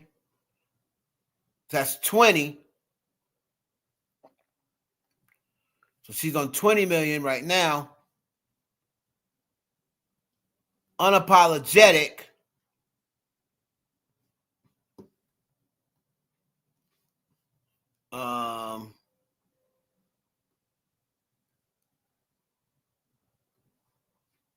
Unapologetic.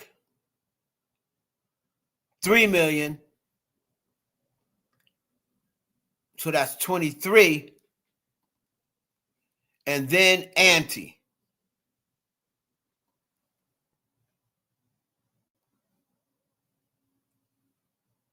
And